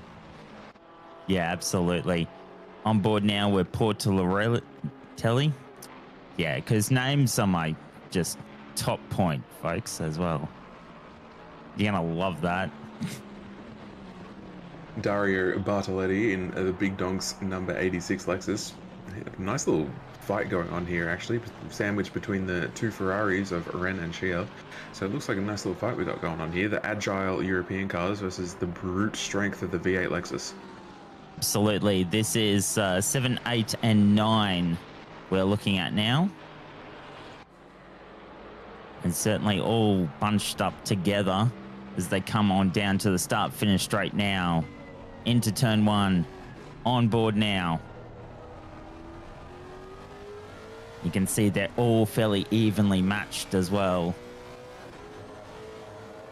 Might be a little bit tricky for the Lexus to sort of get a run where he needs to, as we see the Ferrari go a little bit wide there, so clearly feeling the pressure a little bit, but the traction control in the modern Ferraris is just excellent out of these traction zones, whereas the Lexus is obviously going to reel them back in at the end of the straight. So this one's not quite long enough, but I reckon he'll be wanting to set up the next apex as that Ferrari sticks his nose in just a little bit, make sure the Lexus knows he is still there, but couldn't quite get the move done this time. So I reckon if I was the Lexus, I'd be looking to set up this exit as much as possible, because you've got a long run to try and get that top speed and get past this Lexus into the next possible braking zone. But we'll see what he can do.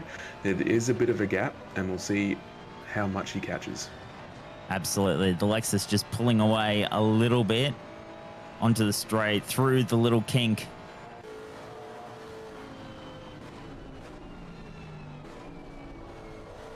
Coming back now round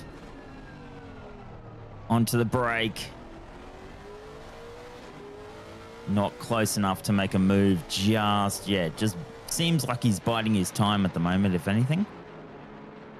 Yeah, a little bit. I think you can see even that one lap, the sort of swings and roundabouts between the two cars, because he's already lost a fair chunk of time to that Ferrari ahead just in this last sector, and he'll lose a bit more through the first sector, but then between the two straights, he's right back on their rear diffuser again. So you can see, obviously the Ferrari behind wants to get past fairly quick because he's got the pace in this sector, and then just drives away from him, and then vice versa for the Ferrari in front. So it'll be interesting. I think it's got to be more of a question of who makes a bigger mistake first at the moment. Yeah, we'll just have to see how this one plays out. I'm sure they're having a ball of time at the moment. Yeah, absolutely. That does look like fun. Oh, having a big look down. Coming down almost 2 by 2. No, decides to go down. and back around. Fits back in behind the Lexus. And Chia. That was some good hard racing there. That was amazing. Left him at just exactly a car's width. That's all he needed. And he gave him the choice. So you can go up the inside if you want.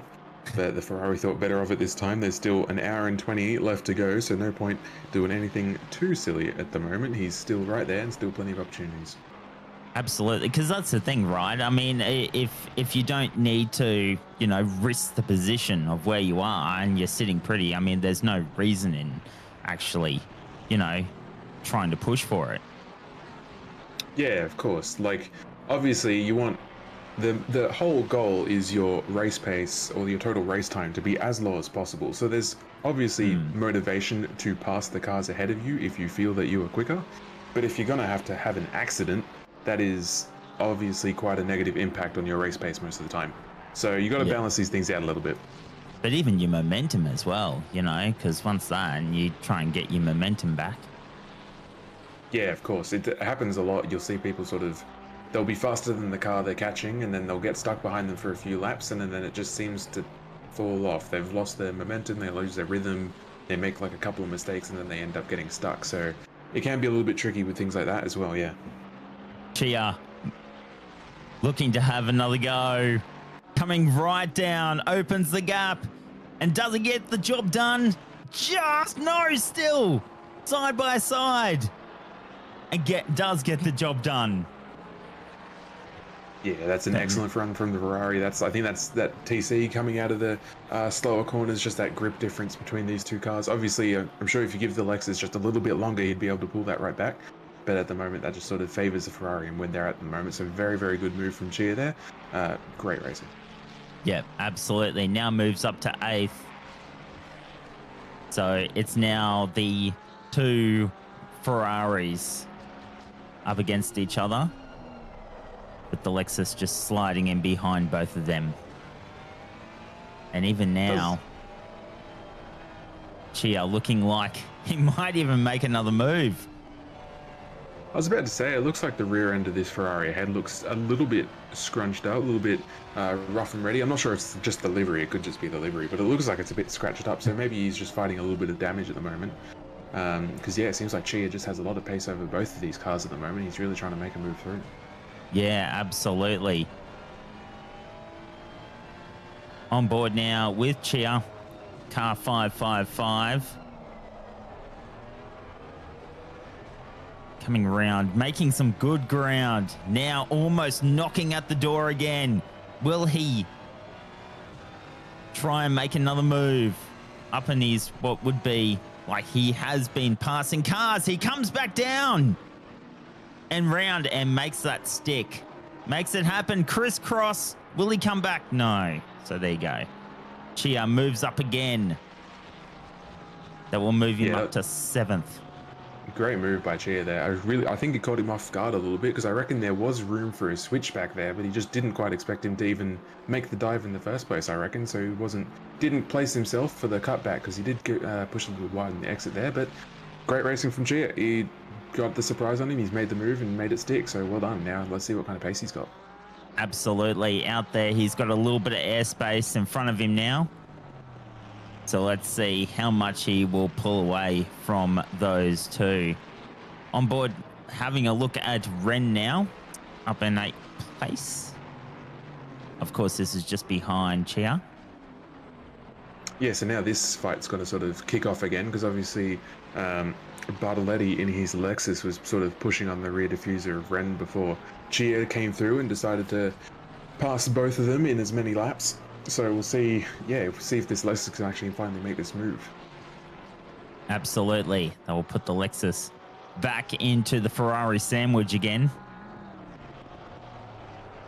So let's have a look at these guys. Ren at the moment.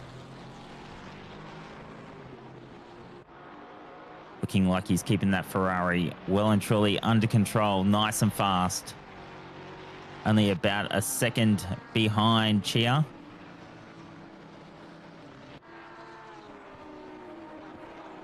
Yeah, we'll see how much the Lexus pulls up on this second half of the circuit, I reckon. So we're sitting at about, what's that? The game says 6.5 tenth gap at the moment through that first sector, which obviously is a bit favoured towards the Ferrari at the moment, but now coming through this fast final sort of section of the track, we'll see how much time he gains back and what these two cars are looking like when they try and throw the gloves down. I reckon have a bit of a fight with each other.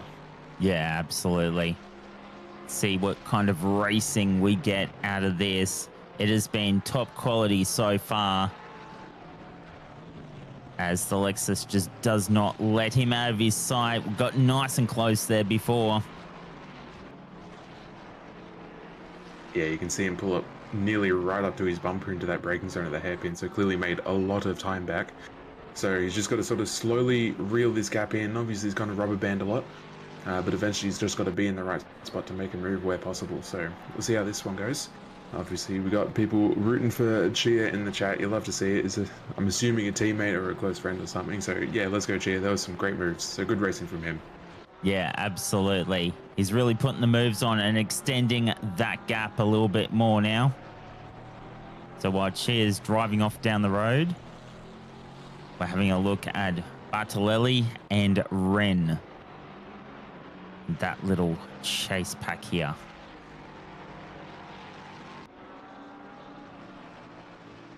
Just keeping an eye on all the other gaps at the moment. It does seem like everyone's sort of settled down. There's a couple of cars that are close together. We're looking at sort of Marsh and Buckerfield. They're fairly close, and there's a bit of a gap. Looks like there's another sort of group, 17, 18, 19. They're fairly close. Does look like everyone's settled down just a little bit at the moment, with a couple of cars close together. So that is often the way with these longer races, but then once it gets to the end of the race and sort of everything starts merging back together again, I'm sure we're going to see lots of elbows out, lots of door banging, paint sharing, all the good stuff. Yeah, absolutely, which is why we do this.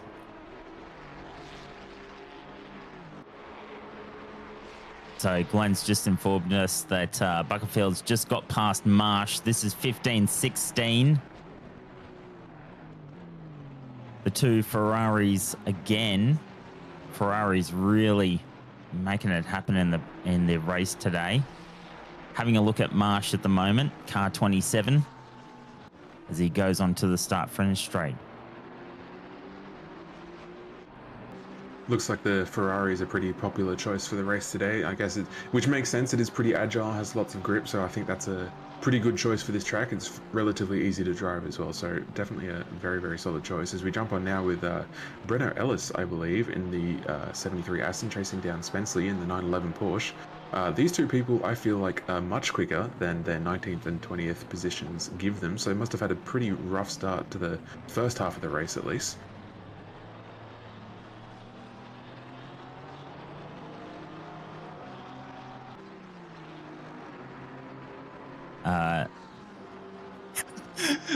Yeah, thanks for that, Glenn. You wouldn't believe the information that just got sent to us. Good job, mate.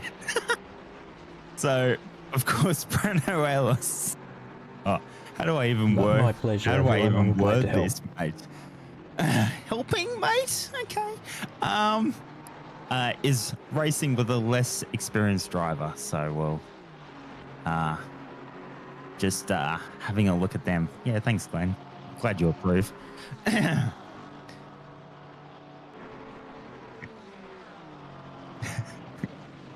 That's all right, Glenn. We'll make it happen. I feel like I'm talking to myself at the moment because no one can hear you. Looking like it might get a little spicy. Obviously, Breno has just made that move on, Spenceley, as he did go wide and he let him have the spot, but he's also got these two cars just ahead of us as well that he's going to have to try and get through. So it's looking like there's going to be a good little scuffle going on in a second. So yeah, let's see how he pulls this one off up against the Porsche and the McLaren of Wood and Adanyake. Absolutely. Looking like, oh, that was a bit of a slide. It's car 79.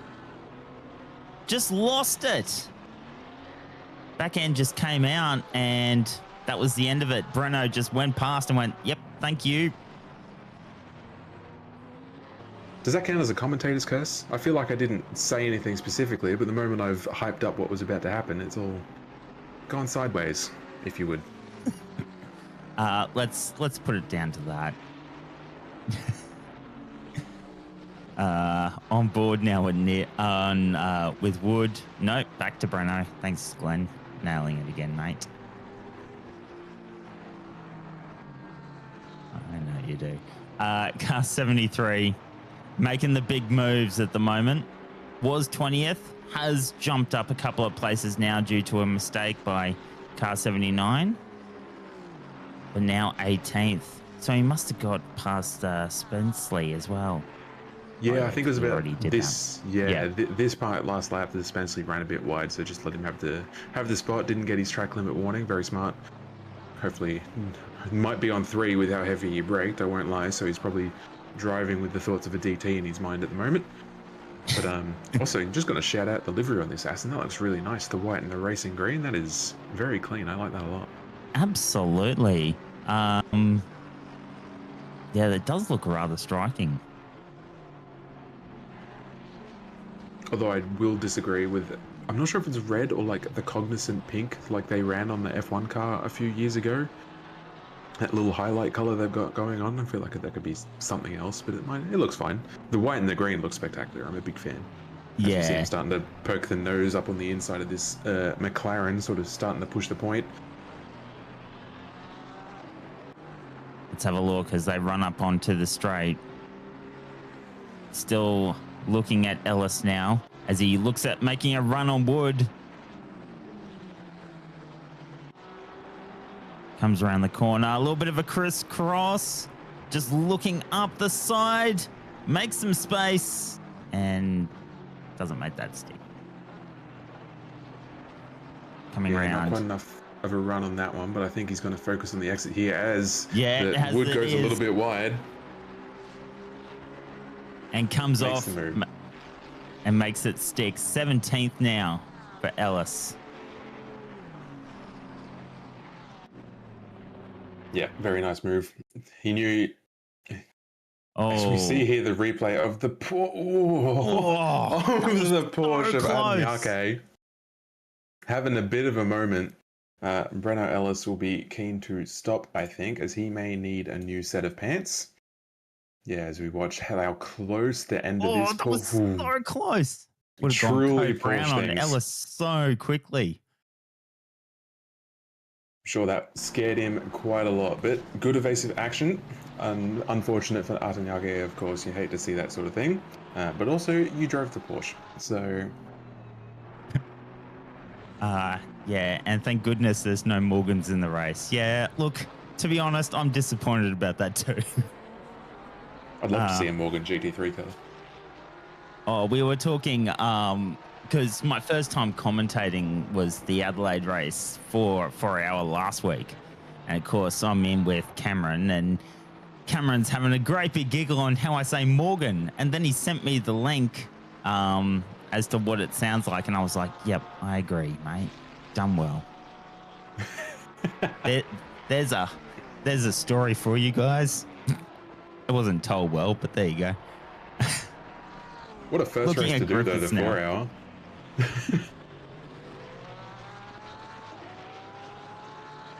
And Cheers has just got past Griffiths, we're hearing now.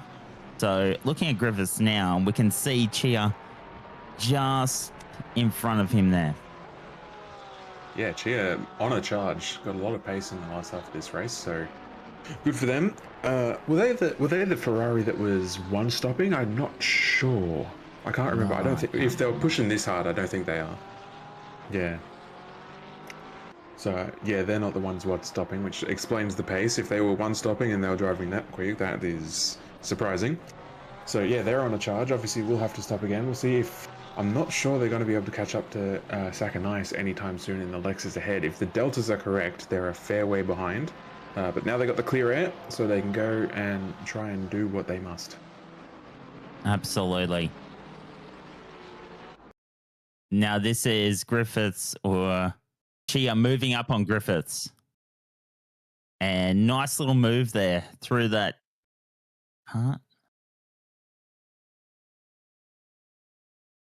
And just gets the job done.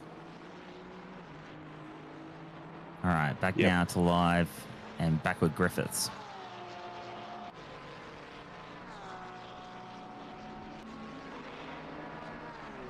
Yeah, thanks, Cameron. Go and Google that. Randy buys himself a bookcase off Gumtree. It's a funny clip, actually. Go and check it out. I know the story. I'm a big fan of Mr. Randy Feltface, so I am well aware. So apparently I sound like Morgan. Oh, so that's what he's. Yeah, I hear it now. That's unfortunate. Yeah. Anyway, that was pretty much the end of the joke there. Onward now. As we see, Chia in the pits. Wow. Not sure what's happened there. We'll have to see. Hopefully, we'll find something that's All that hopefully it's not work, and now he's in the severe. pits.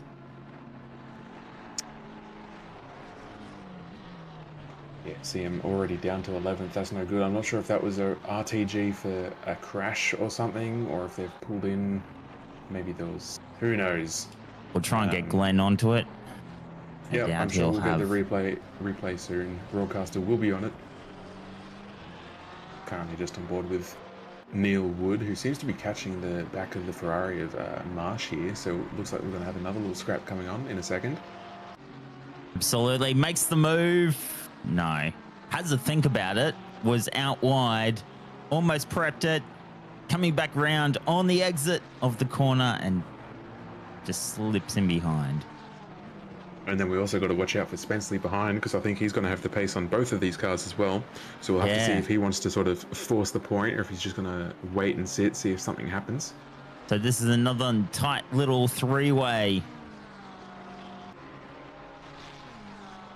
Also, stop go 30 for J Lau, the 555 Ferrari. Is that stop go 30 track limits? I don't think though. That's supposed to be a DT, so that must be speeding in pit lane. Not sure what's going on there. So speeding in pit lane. There you go. Yeah, I think so. Car 555.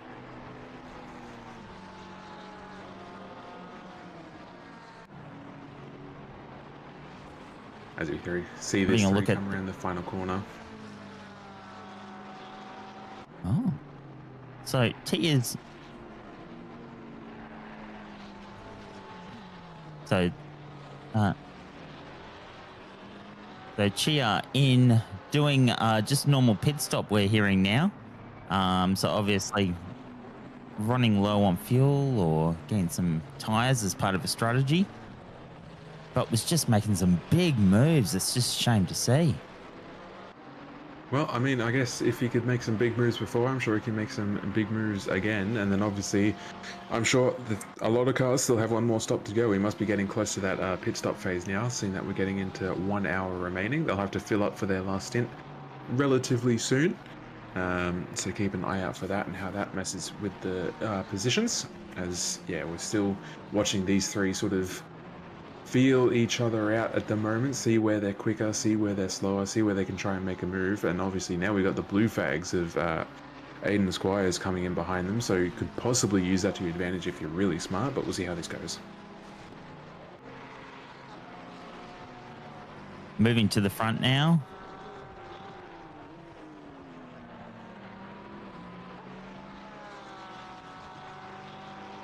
So we're looking at another three-way battle now. With Bartolotti, Griffiths, and Wren, that looks like. So that's 6, 7, and 8. I can't remember where Griffiths was, but obviously we were watching Bartolotti and Wren have a bit of a duel before. We were watching Bartolotti try and chase up to the back of Wren. So I'm not sure if they've caught up to Griffiths and so far Wren has overtaken, or if Griffiths has made a move past the Lexus of Bartolotti, but either way, we'll see which way this one falls. There does seem to be a bit of a larger gap between Wren and Bartolotti, so maybe he had a bit of pace on them, as we do see the Lexus of Bartolotti close up very, very closely into the braking zone there. Maybe got a bit too late, but no contact's done. But I'm sure they're sort of putting that Lexus all in the mirrors of that Porsche just to try and force an error somewhere. Having a bit of a look now, feeling them up. Back straight now.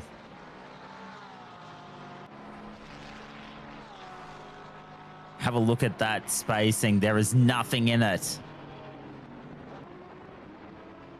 Coming down now. I can imagine the Lexus pulls up very closely to the Porsche, which isn't exactly known for its top speed in ACC, but he does go a little bit wide in that hairpin there. So now Griffiths is going to have a bit of a breather, just for this first half of the track until back to the dreaded straights where that V8 Lexus will pull him straight back in.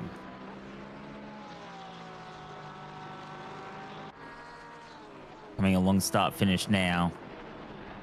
And Bartolotti is making pace back now on Griffiths.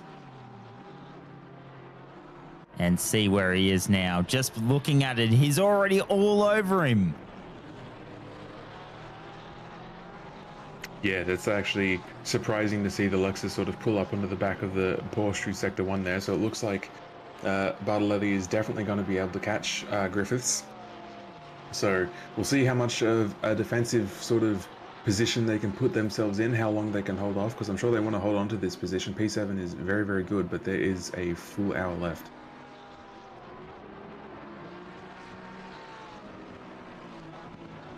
So Ren got Ren past Griffiths about 2 laps ago, we're hearing. So yeah, so I think what's going to be happening here is, I think being the Porsche, they're going to be aiming for that one stop. So I think they'll be running, I think it's map 8. No, it's not map 8. That's the fast map in the Porsche. A separate fuel map for fuel saving. And obviously that just means they're going to be even more down on their top speed. Meanwhile, the Lexus is just going to be pulling them in as much as possible. So it's a bit of a different track game. Obviously, the Porsche isn't going to have to stop again, whereas the Lexus is. So not really a race for position per se, but I think obviously the Lexus would want to get past as fast as possible because they are losing some race time. yeah, absolutely on board now with Griffiths.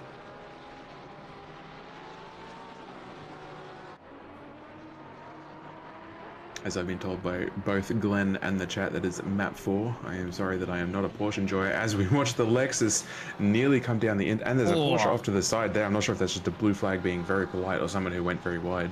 Yeah, it was a blue flag. As we see the Lexus really starting to stick their nose up in all the possible positions it can. I reckon he's going to do it again at the end of this straight because he's going to get a good run. This is a passing, goes out and almost goes in.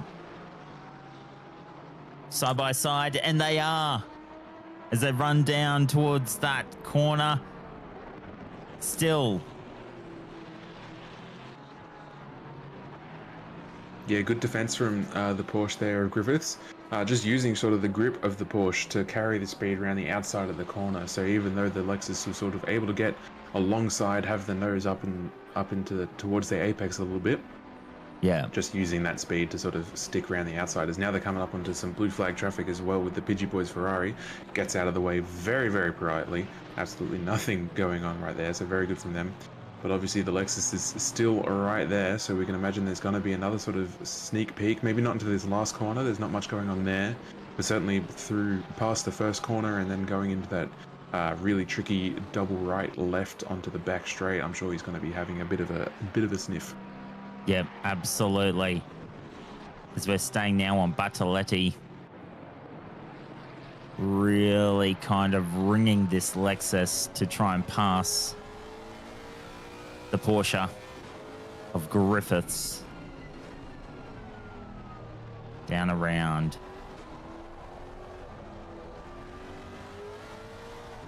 Keeping it nice and control.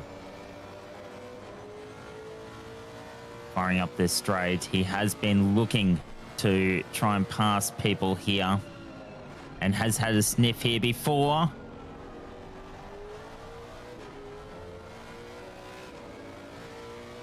Yeah, it doesn't look like they've had quite as solid lap this time around. Maybe had a little mistake, or just obviously you push up so close behind someone before you get the dirty air, so not quite as close. We'll see how good their exit is here. It looks like there's a bit of a gap, but obviously there's going to reel that right in. We'll see if they look for a move into these sort of right-hand corners and hairpin at the end of this straight here. Maybe they can sort of pull something off as we see him pull them right in. With really the power. close. Nothing quite going on this lap though. Couldn't get alongside, and obviously with the sort of constant triple right apex pretty much as you come to the end of the straight there, you can't really sort of push your way past safely. So just held off for this lap, but I'm definitely staying right there on the rear fender of that Porsche. Yeah, absolutely. I mean, what do you think are the major passing points on Misano?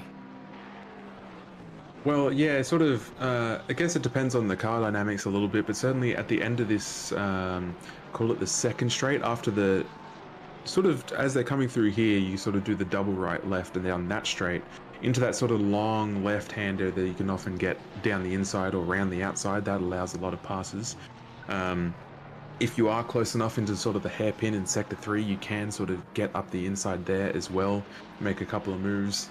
A lot of the time though, it's just sort of I find it works better just to pressure them into mistakes through all the sort of tricky sections, try and push them out a little bit wide and just miss apexes. And obviously if they're worried about track limits, then they're going to have to slow down and all that sort of stuff. So it is a little bit tricky, but there's certainly some spots that you can make it move.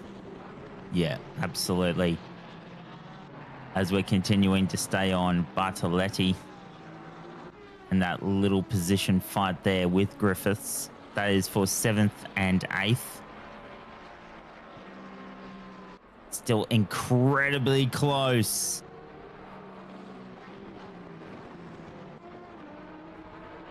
Yeah, you can see that it really wants to make a move.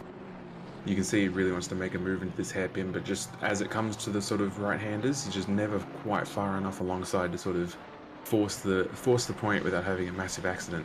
So yeah. As we see, he pulls into the pits now. So That's clearly it. wanted That's to try and done. make the time, prove a point, but he is out of fuel, so he can no longer push that point.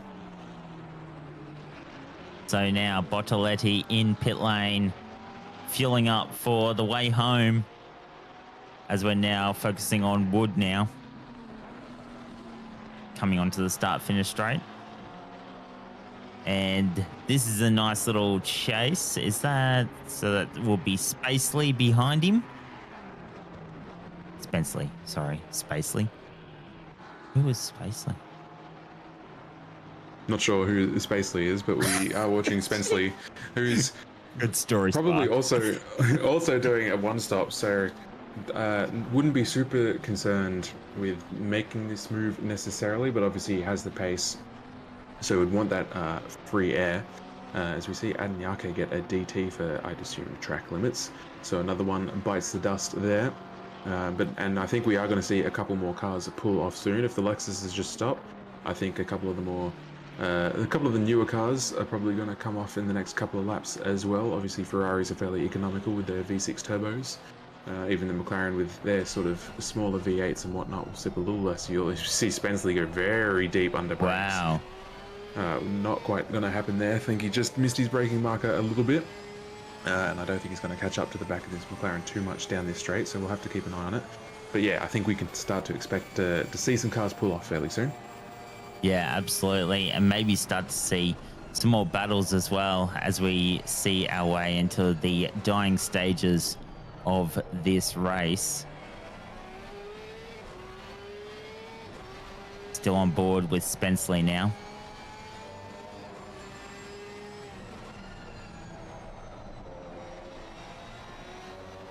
We on start finish. Still out of reach of Wood.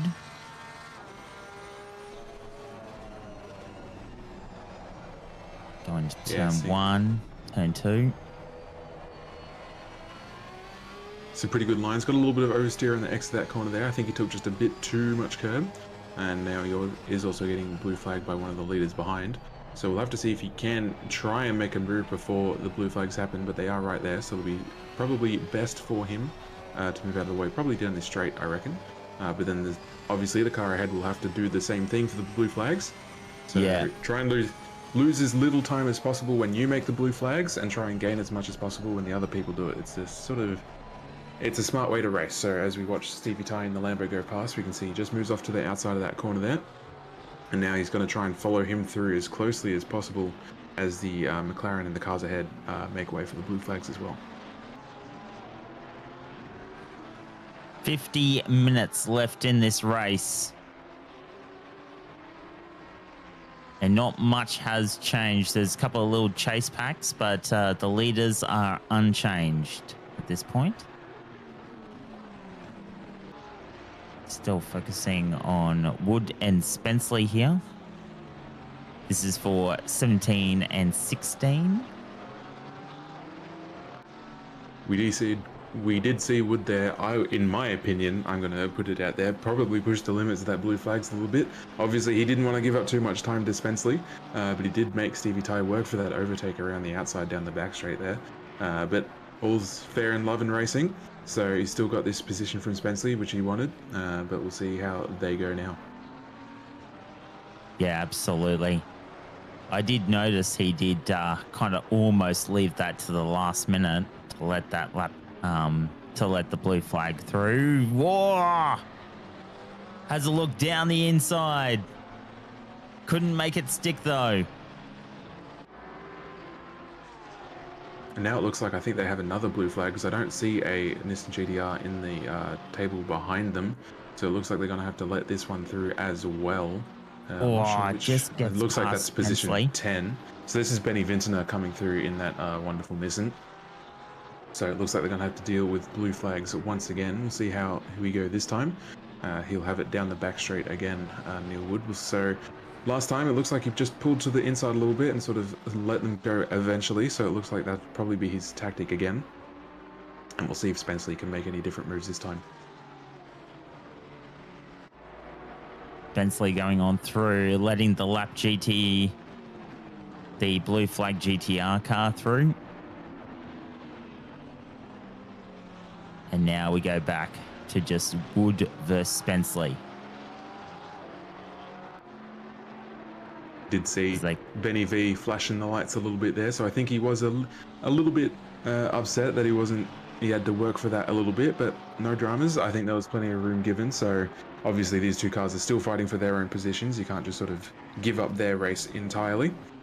But yeah, now we can watch Spenceley close up to the back of Marsh, who has also appeared to claw right up to the back of Buckerfield as well. So now he's going to be, is that what I'm looking at? Sorry, no, Wood catching up to Marsh, my bad. And then there's this another Porsche in here. Is this a blue flag? There's so much going on right now. Yeah. Oh, it looks like it, yeah. Yeah, as we just see, so that's this Porsche is a blue flag. Yeah, yeah. And Spenceley has got through, yeah. Now moving up to 17th. Gets past Wood, gets the job done in the midst of all that chaos. So that is not fourth Porsche, the second Porsche that rocked out, that blue one in the background there was a blue flag. And then poor Wood just sort of picked the wrong line or was forced wide by the Porsche of Spenceley, and then ended up getting stuck behind the blue flag, so had to slow down. So Spenceley was able to make that move right past. So now Spenceley's going to be hunting down the Ferrari of Marsh now, because it does seem like he has a lot of pace over this little group at the moment. Yeah, absolutely. We do.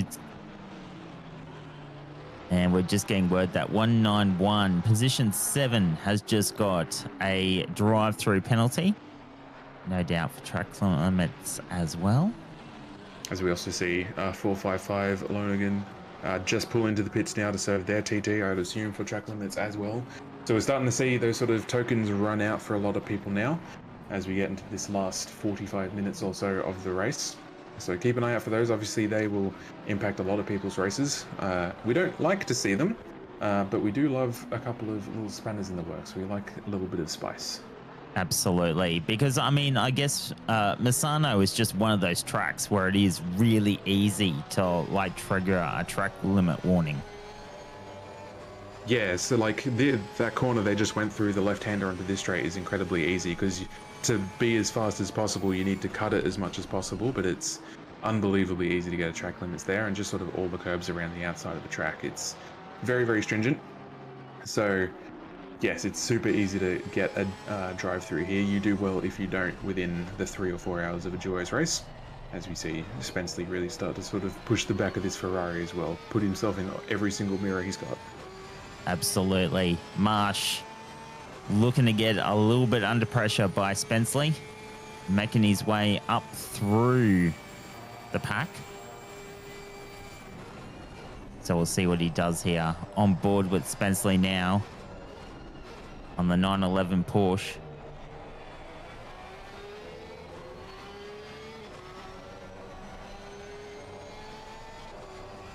Yeah, between And this last little section as well for track limits, because obviously you run wide on that sort of last curb there, and you can get at track limits fairly easily, or on the inside of the last corner. It's, yeah, there's lots of little spots that can catch you out quite easily when you're trying to race with people. You sort of lose sight of the apex a little bit when you're close up, and you pay for it pretty heavily. Because this is a long pit lane as well. Yes, yes. We did the first race of Academy this season here, and realised how long that pit lane was. It's crazy. Yeah, it just kind of keeps going down that little driveway they have at the other end. So unnecessarily long, I think, but you can't. I mean, I kind of get it. If you're racing full speed down that little section, I feel like you'd have too many accidents. Yeah. Yeah, good little scrap from these two. Haven't seen any major fireworks just yet, but I'm sure Spenceley is going to try and make a move fairly soon. I think Spenceley's just sizing him up, just saying where he's slower, where he's faster, what is his weaknesses, where is he flying out a little bit more. Just biding his time a little bit. Still 44 minutes left in this race, little bit of time left.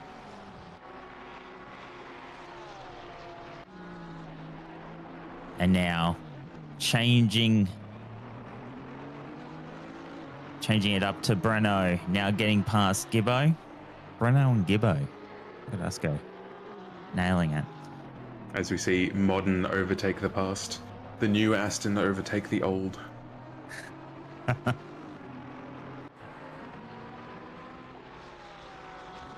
Back to Marsh now.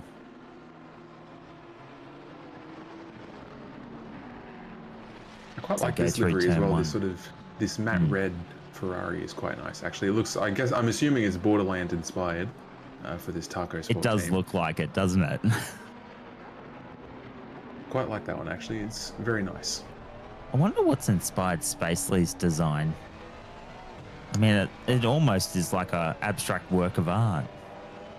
Yeah, I mean, yeah, it's kind of just like an art car of some sorts. Because I know it was Damiano Thurcolini who's made this livery. And I don't know, he makes some wonderful little creations every now and then. And he's driven this Porsche for a very, very long time. So it's a bit of a staple for these guys at the moment.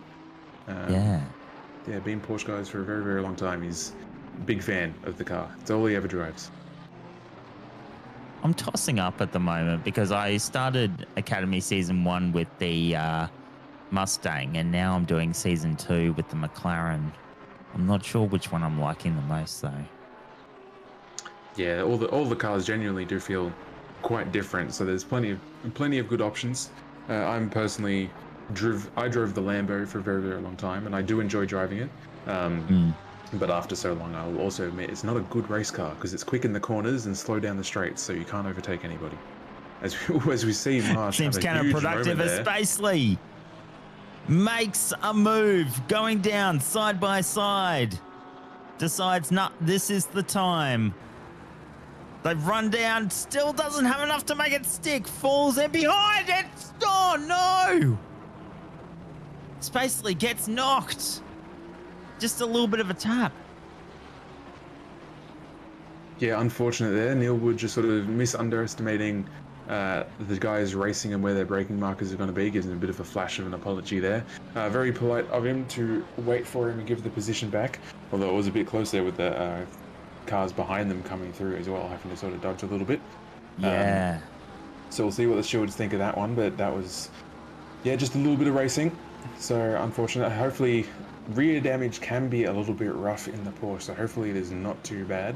All things considered, if the rear diffuser is okay and his rear tires should come back to him, hopefully he can make the last 40 minutes fairly easily. Hopefully this isn't too much of a pain to drive now.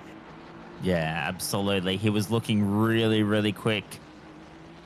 Actually looking to pass Marsh, and now going back to 18th place.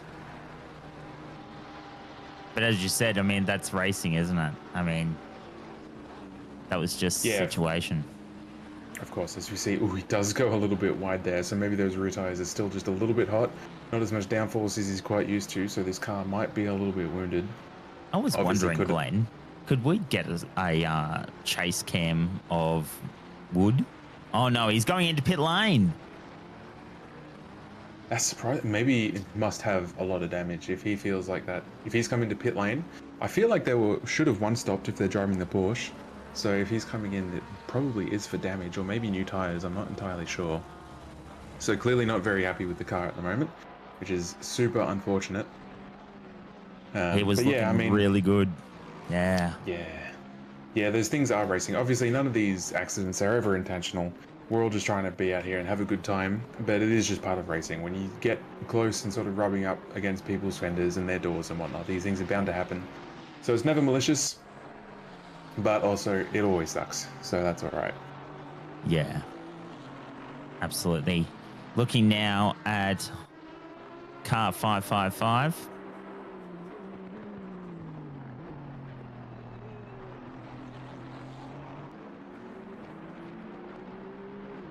So this is the one Chia was driving before.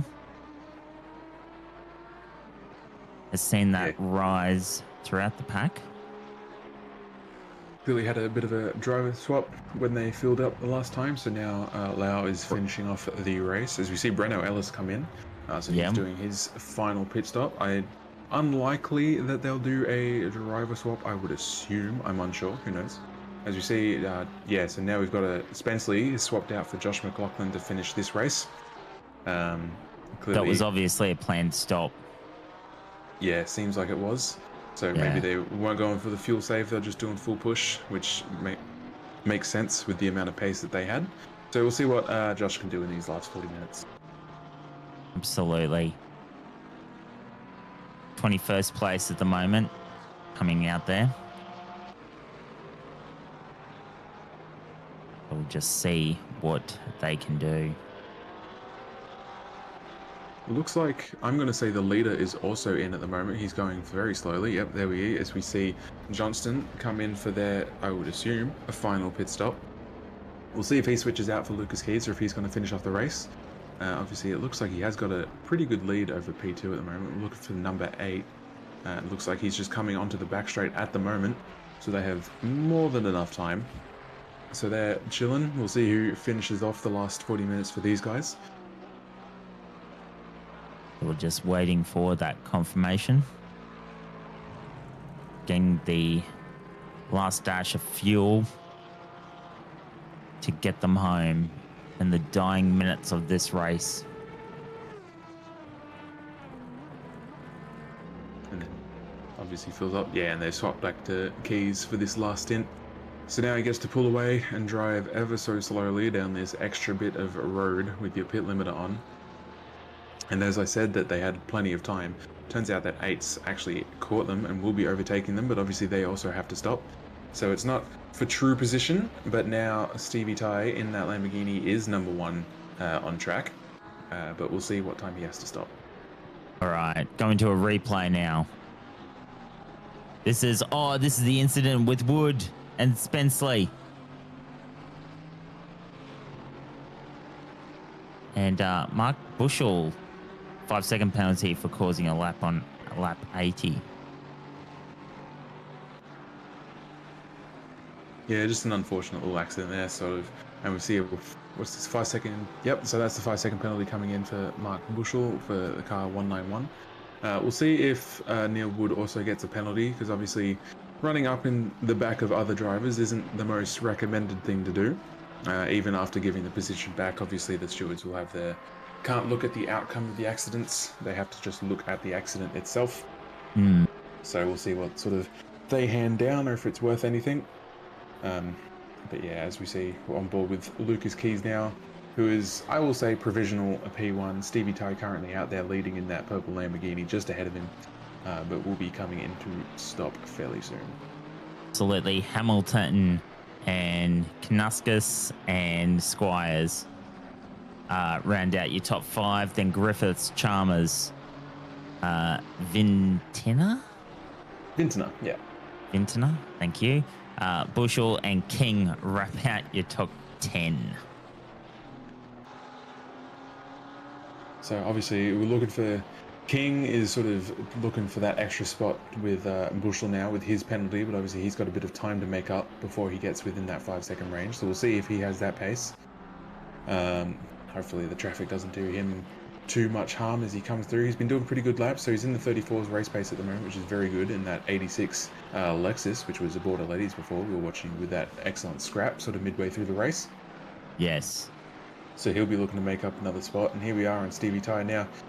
It's not, I'll say, yes, so he is, it's not impossible for the Lamborghini to one-stop. However, I don't think it's really possible with this much dry weather, because I did do a duo series in around Nürburgring in the Lamborghini, but it was a full wet race. In a full wet race, we did manage to one-stop. So it can be done, but however, when it's dry, I think it'll be using too much fuel. Yeah. But we'll see. If he fights this, I mean, I don't know why he wouldn't fight it. But yeah, I'm sure we'll have to see how much longer he has got in that fuel tank. Absolutely, or at least just let Keys work for that position a little bit. He's not just going to give that away. I'm sure Stevie will be looking for a little bit of a scrap. He's sort of been driving around in P2, P3 for most of this race, not really super close to anybody. So not going to give this spot up for sure. But obviously don't want to harm your own race and get into any significant accidents either. So won't let him have it. But I'm sure he won't fight it super hard depending on what their plan is. Yeah, absolutely. Car 8 and 72 now. This is for position 1 and 2. The Lexus just having a bit of a look. Yeah, starting to play the mind game, sort of putting his nose into the mirror, making it look like he's going to try and stick it up the inside, but Stevie's not going to fall for it just yet. He knows with his car at the moment, that's not really a spot. But coming down the power of the Lexus.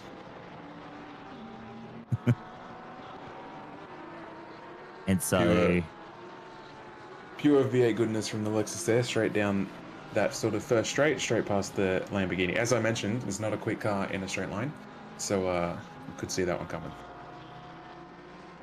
So Lucas Keys now in his rightful position as first. Then Ty. Then Hamilton.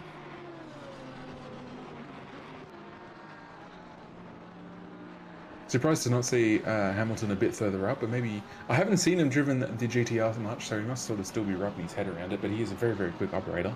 But I guess I've seen him more in the Aston Martin for most of the races. Yeah. So I'm sure he would have loved to be up here and sort of fighting for these. He has got a podium position, but obviously he always wants to win. He's a very, very quick driver. As we see, Neil would get a 15-second penalty for that contact with Spenceley. So is that too harsh? Seeing he gave away? I mean, we did say that, you know, they've got to look at just the incident, right? You know? Yeah, that's exactly it. Like, you can be a gentleman and give the position back, but at the end of the day, he is driven into the back of the car ahead of him, which is not great. So the stewards will deem that his fault and pretty hefty, and will give him the 15-second penalty for that. So I think that's all fair. And it's consistent with what the stewards have been doing anyway. So you can't sort of throw things up in the air and change things all the time. Absolutely. Couldn't agree more. So we see a couple of red pens across the board and a DT for Gaze in the 6.9 Ferrari up in P11. So it looks like a couple of those people gain an extra spot soon. Not sure sort of what the gaps are between those ones, but I'm sure he'll lose a couple of spots. Keep an eye out for that one. As we're into the dying half an hour of this race at Misano. I'm just having a look at Hamilton at the moment. Yeah, just cruising around at the moment. Obviously, he's fairway behind cars front, fairway ahead of the car behind, I believe. Trying to spot that one on track. Yeah, he's reaching the end of this straight as Squires is coming onto that back straight. So he's got plenty of space around. And we can jump on board with Brennan now. He's just gotten past Hayden Marsh. The board hasn't quite updated yet. So he's making moves in the last half an hour of this race. And he's already within the 15 seconds of Neil Wood. So that's one free spot by the end of the race. Jay Lau with the DT. That'll be another one. So currently he's looking to be P15 if the race ended right now. So we'll see what else he can. If he can catch up to Barkerfield, that will be a very, very impressive drive. We'll see what he can pull out.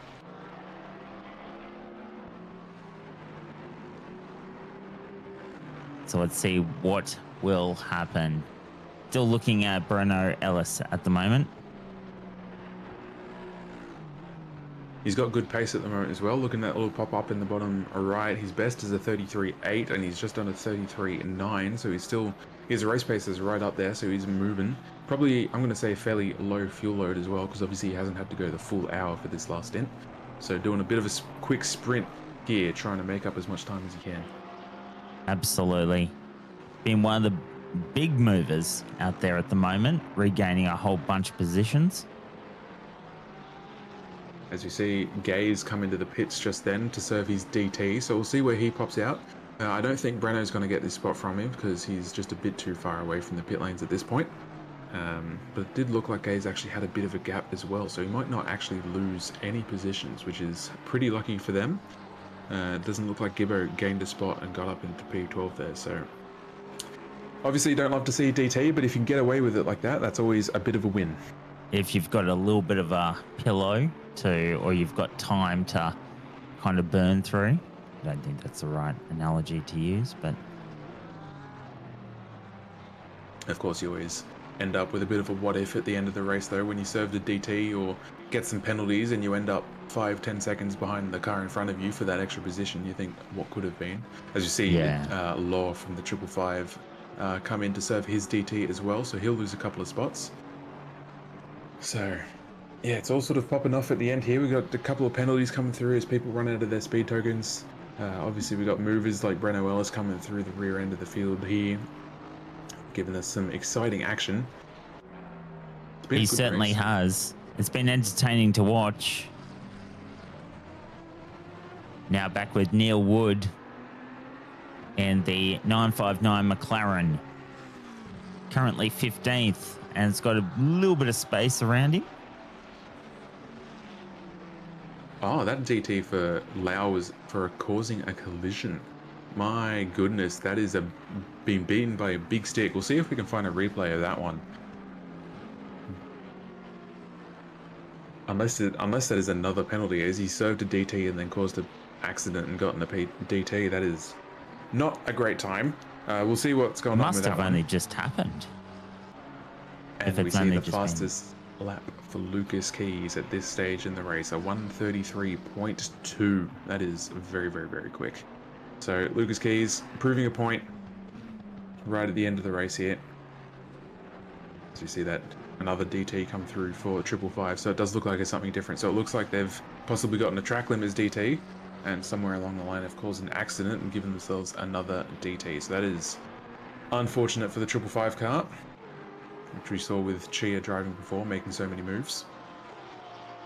And this is Chalmers, currently 6th.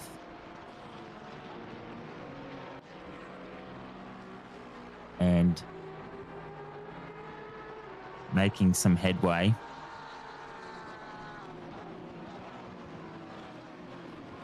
So apparently he got track limits and then got another one for collision. Yeah, that's a rough time getting two TTs so close to each other. That's going to cost you a lot of time. So very unfortunate. We'll see if we can get a replay of whatever accident that was fairly soon.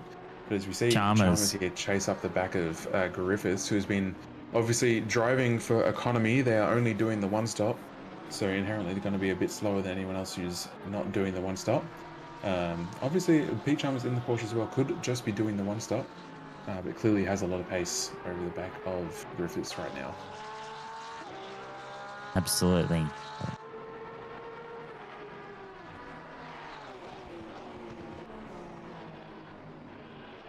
As Lucas does another fastest lap. Clearly fuel is burning off, tyres are still good, track temp is quite low, so pretty good temps for hot lapping at this point.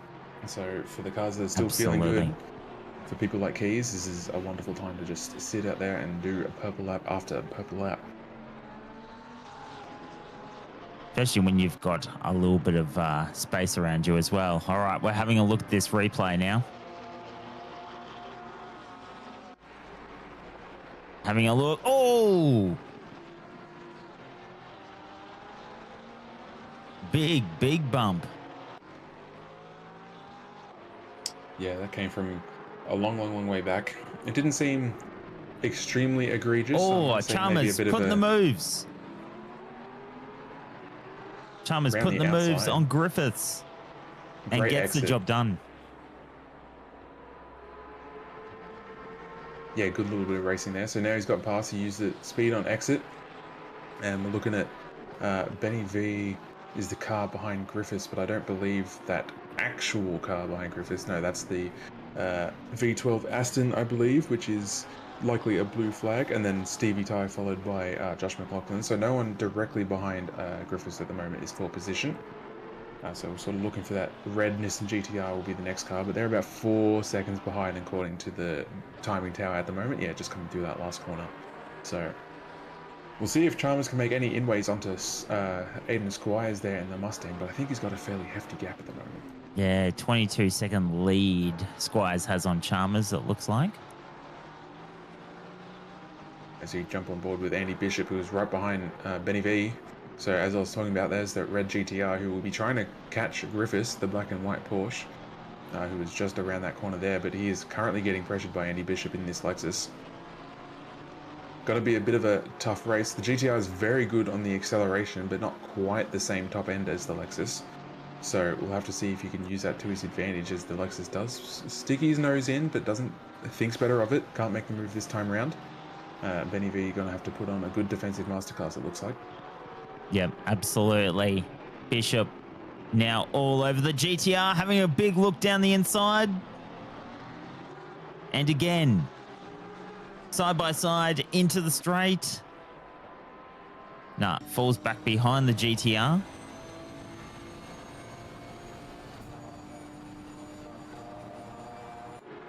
Yeah, just making their way through the blue lap traffic in the moment. There was Josh McLaughlin in the Porsche guys' Porsche, just making it very, very easy for them. As we see the Aston Martin just get out of the way at the end of the apex there as well. And now right behind Blake Griffiths for the position at this point. So obviously Benny Vintner will want to make the move on the Porsche as soon as he can, once he catches up to the back of Griffiths, to try and give himself a bit of a buffer from this rapid Lexus behind him of Bishop. And you can see sort of at the back straight there, you saw the Nissan sort of just pull away from the Lexus. Even though they came out side by side, he was able to sort of pull that car length pretty much immediately. But then the Lexus was right back alongside by the end of that straight. So it'll be an interesting little duel between these two.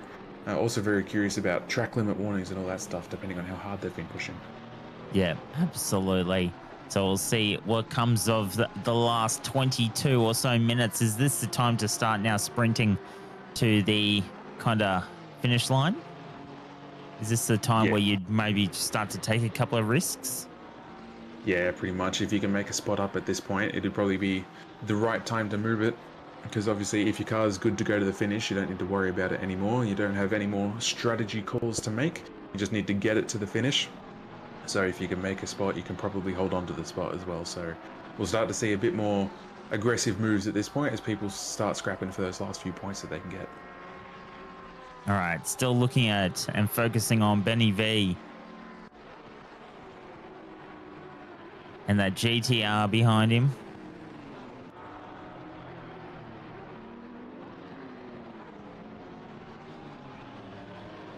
Coming through the back part of the track now.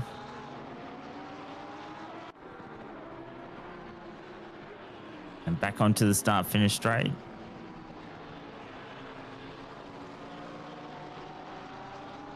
As we see a big slide from McLaughlin behind, who's having a great time. Just watching this sort of fight unravel ahead of him. Got to make sure he keeps his car on the straight and narrow though. As you see, yeah, look how much they cut that sort of first curve, trying to make use of all the track possible, really pushing at the moment to try and get that track, to try and get that lap time down. As Benny V slowly closes up to the back of this Porsche. It will be interesting because obviously the Porsche will be running map 4, as I learned before, for their fuel savings, so not going to be as fast, but the Porsche is still very good out of the corners with the rear engine, giving them extra rear grip. The GTR is probably the only car that's close to similarly capable, so we'll see if he can make a move.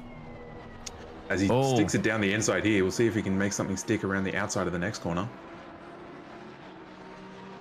Doesn't make it stick. Coming down. Let's see what he can do. Normally getting a good run on this corner. decides to keep it behind Griffiths at the moment. Getting awfully close, though. Has a look around the outside. Gets in all of his mirrors. Oh! And goes really deep into the corner. Yeah, such an unbelievably tricky spot to be in when you're trying to attack someone but also defend from behind, because you make a move on the car ahead and it doesn't stick and you've let yourself be open for an attack from behind. So that's what's happened there. Obviously, Griffiths defended into those right-handers down the back straight. So then Benny V had to sort of lift a little bit and compromise his line on the outside, and then Andy Bishop in the Lexus was able to stick it down the inside into that hairpin, and Benny V just missed his braking marker a little bit, wanted to hold it around the outside but just kept on going straight through. So good move from Andy Bishop there, well done with the race, but we'll see if Benny V can stick on the back of this train, because obviously now Bishop has to try and make a move on the Porsche. And the same thing could happen straight back to him. So it should be a good little fight now. And I'm sure Griffiths is keen to watch these two behind her fight as well, because that's the less defending they will need to do. Absolutely. This is 6, 7, and 8 we are looking at the moment. All looking to fight for position. And that GTR looking really close to that Lexus at the moment.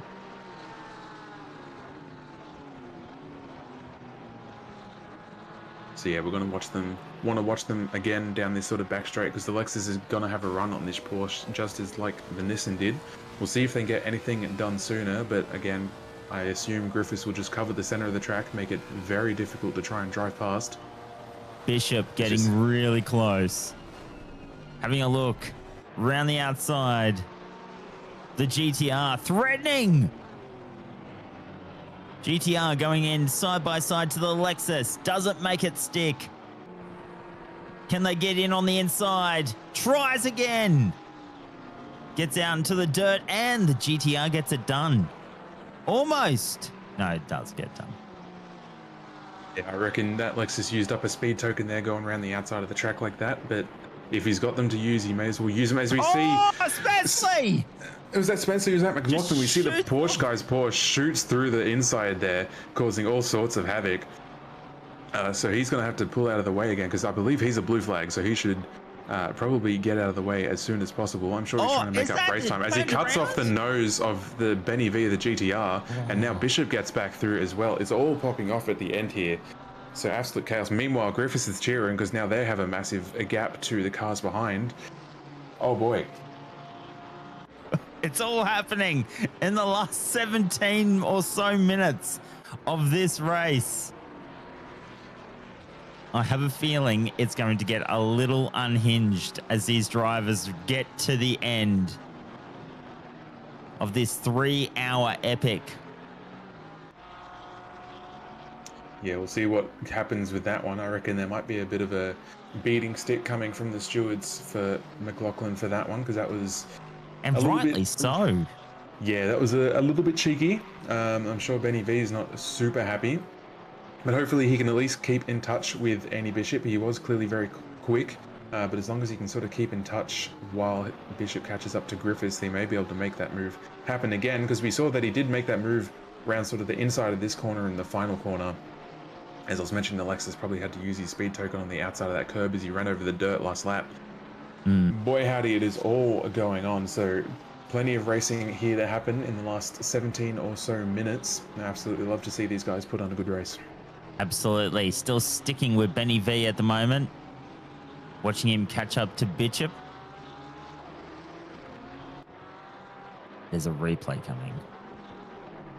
And this is of McLaughlin right up the inside. I will say, that was very, cheeky. very well. He did very, very well. It looks like he just missed his braking mark, was a bit distracted. Did very well to not cause any significant contact. But then, I'm not going to lie, I think that was pretty fine from Benny V, to be honest. I think that was all a bit scruffy. But yeah, I think... I don't know. I don't have the rule books. The stewards will figure out what they need to do. I enjoyed the content, but probably shouldn't have put his car there, to be honest, Mr. McLaughlin. It would be interesting to see what the stewards come out with. Back to Bishop and Griffiths. Coming now- off the back straight now. What Bishops is going to want to do is try and hold off this Lexus as much as possible, because the more they slow down the Lexus, the more Benny V can catch up and start attacking the Lexus, which again will give Griffiths a bit of a break, as it did last time. There was a bit of a scuffle. And then obviously Benny V wants Griffiths to slow the Lexus down so he can try and get that spot back. It's a vicious cycle. But Griffiths will be looking to make that pass as soon as possible, because he knows if he gets stuck here, then he's vulnerable. So he'll want to try and get past his Porsche as soon as possible so that Benny V can't have a go at him. So we're sure to see more. As you see, he gets a run down the inside. Making a run. Bishop having a big look down the inside. Does he make it stick? Not quite. No, gets it done. Oh, and lets the GTR. The GTR says, nah, I'll go through. But nah, doesn't make that stick. Very close though. Yeah, Benny V really wanted that spot as well, but couldn't quite make it stick around the outside of that last corner. It is a long way around there, so now he's going to try and get past his Porsche as soon as possible. And didn't quite have enough time to make a move on Andy Bishop before they managed to get past the Porsche, but that was a very good opportunistic move from Bishop there, so very well played to them. I think it'll be a bit of a matter of time for Benny V now, but less time is better, so he can try and hunt down Bishop again. As we do see Hamilton behind of a blue flag, Liam Hamilton.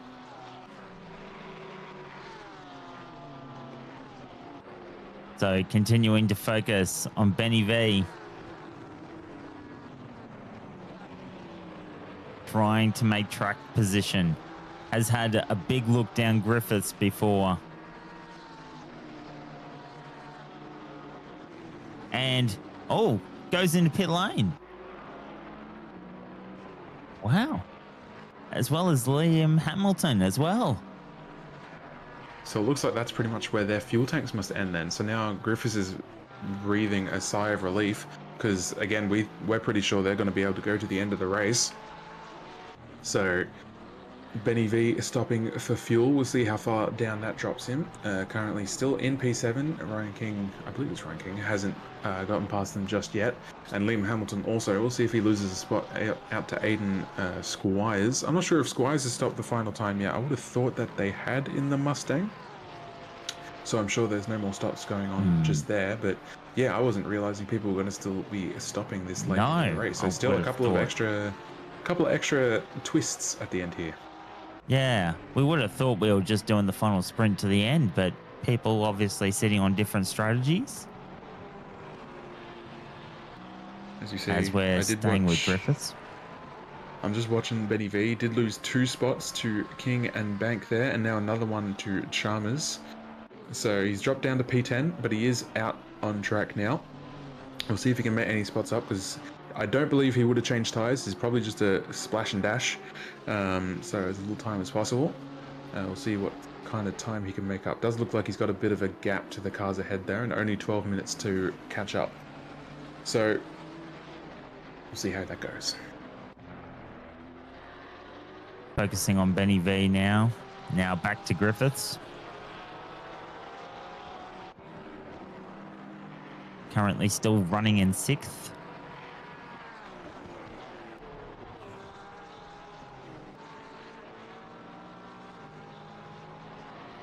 And has fought off everything. Looking very consistent at the moment. McLaughlin now. Currently 19th. Yeah. Just looking at a couple of these gaps. So obviously Griffiths, the now for position behind is King in that Lexus, but it looked like they had a pretty significant gap behind. It looked like almost a sector. So Griffiths will just be cruising it into the end of the race at this point, saving fuel. So survived that onslaught as much as they could. Obviously Andy Bishop got past with that very, very quick Lexus, but that's all right. And now we've got Josh McLaughlin, who's trying to chase down Hayden Marsh. Actually, no, just overtook Hayden Marsh for position. That's what's just happened there. So now Josh McLaughlin's moved up into P18. I'll say unlikely that they'll be able to catch the next Porsche of Atanyake as well. It looked like they had about a 7-second gap or so. Not impossible, but you have to have a pretty significant pace delta over the car ahead to be able to catch that one in time. Right, now back to Andy Bishop. Wondering if this one's got to come in. No, goes for another lap. I mean, yeah, we saw how late these Nissan stopped, so maybe there's another stop for some other cars out here as well, including the Lexus. But we did see Lucas Keys and the Lexus stop a little while earlier, although I'm not sure if these guys were on the same track because Lucas drove through the rain. I'm not sure if these guys did as well, so that would have... So apparently they did, so they would have been on a similar-ish fuel strat to Lucas, so I feel like they would have stopped a little while ago. So I think they're okay. But yeah, we'll just have to wait and find out to see if there's any more twists and turns in the end of this race here, as we just cracked the 10-minute mark down into the last few minutes. And looking forward to seeing what the rest of this race reveals. Currently staying with Andy Bishop at the moment. The Lexus and car 277. Also want to shout out Andy Bishop, because not only are they very quick, but they're also P5 and silver class, so lead silver and they're P5, which is very, very impressive. And then you go back down to Buckerfield in 15th, who's currently lead Pro-Am, so good shout for them. Having a good race for the Pro-Ams as well. So congratulations for our current, at least, class leaders. Obviously the race isn't finished yet, but very well done to them. Absolutely. It's been an interesting race with a little bit of rain mixed in just for the funsies, if anything. Always love a bit of a rain, makes everything a bit more interesting. Absolutely. A little bit of wet driving never hurt anybody, particularly in these closed cockpit cars. What's the point? Absolutely. No, I love it. Well, as the race is sort of coming to a close, it does look like maybe just at the end here it's quietened off just a little bit. There's a couple of people had to stop and sort of gas have opened up a little bit at the end here. For what you've seen, or as I'm proven wrong, it looks like Hayden Marsh is being chased down by a Bryce Davies at the moment in another Ferrari. I will eat my words, there is always action happening in these races. So Marsh now, currently 19th. This is for 19th, 20th. And a nice little battle. Josh McLaughlin's 15-second penalty for an infraction on lap 97. Yeah, that's 100% for the incident with Benny V and the blue flags. Yeah. So obviously no significant contact. In fact, McLaughlin himself, I think, came out worse when he got across the nose of the Nissan, but shouldn't have had that car there in the first place. So I believe that's why those stewards would have handed out the 15-second penalty. So, yeah. Unfortunate, as we see it get applied just then. So obviously Hayden Marsh and Bryce Davies now will be racing for not only this position, but I think they are within the 15 seconds of Josh McLaughlin. So it looks like they might gain another spot as well if they sort of stay within that range before the end of the race. Absolutely. Looking at this battle now.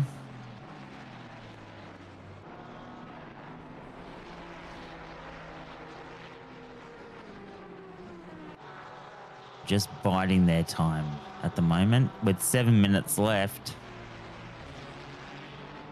Yeah, pure driver skill between these two, because obviously they're in the same car, so there's not going to be any significant differences. Obviously their setups may be different, but there's nothing too extreme between the two. So I'm sure Isaac Bryce Davies will be pushing as hard as possible to try and get past, but trying not to make too many mistakes. We've seen him look down the inside. Oh. Yeah, sort of really trying to force, as he does push Hayden Marsh wide, so clearly spooked him a little bit and gets that spot. So there we go, a little bit of mind games there from Bryce Davies, gets his spot up to a 19th. Hayden Marsh just surviving another lap. Still, will probably still end up 19th currently with the 15-second penalty.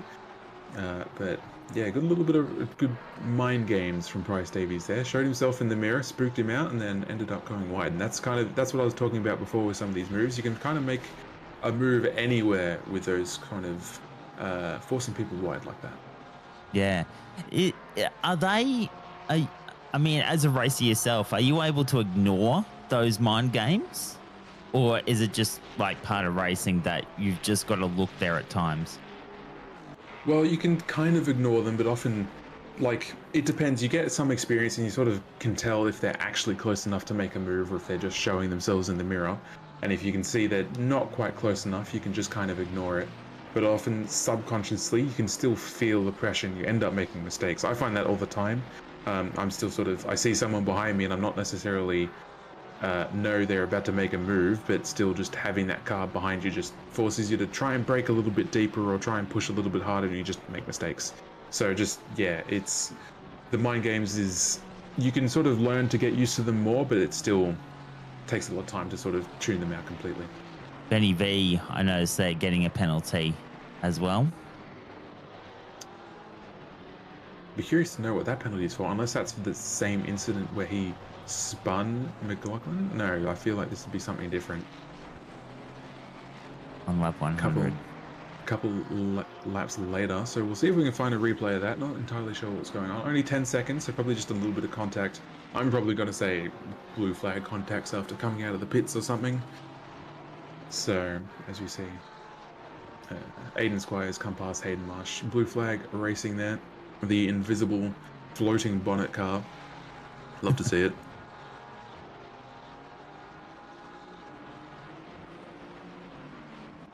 Take a look at Marsh now. Position 20th in this race. Getting down to about 4 minutes. We see car 911 and car 1116 both penalised for that incident. Sorry, 11.6.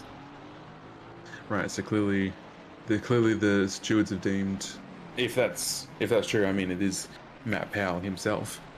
So if that's true, that clearly means that the dive from McLaughlin, the 911 car into T1 was a bit egregious, but then Benny V spinning him a couple of corners later also deserved a penalty, which fair enough.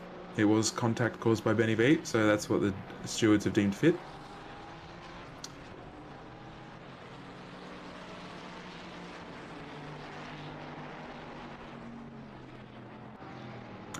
Yeah, we just got a bit confused because obviously the pen for the 911 car I think was 97 and Benny V's was for 100, but that's just because yeah, the poor 911 car was 3 laps down, so it was the same lap per se, but they themselves were on different laps, so that's what's happened there. But that's all right.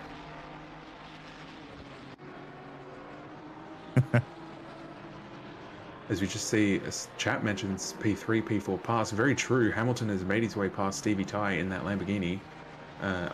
That's surprising. Maybe we could ask Glenn for a replay on that one.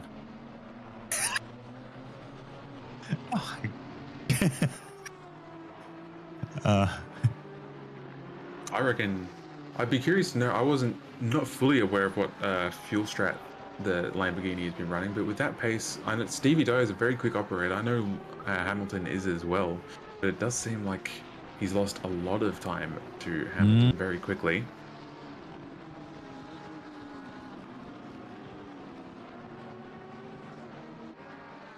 They're now focusing on Hamilton. Just got past Stevie Tai. Got insider information saying there was a crazy little battle back there, and we need to get a replay of that. So there we go.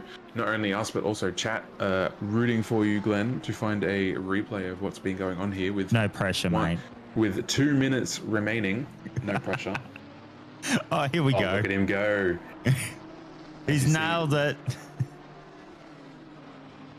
Oh, straight up the inside.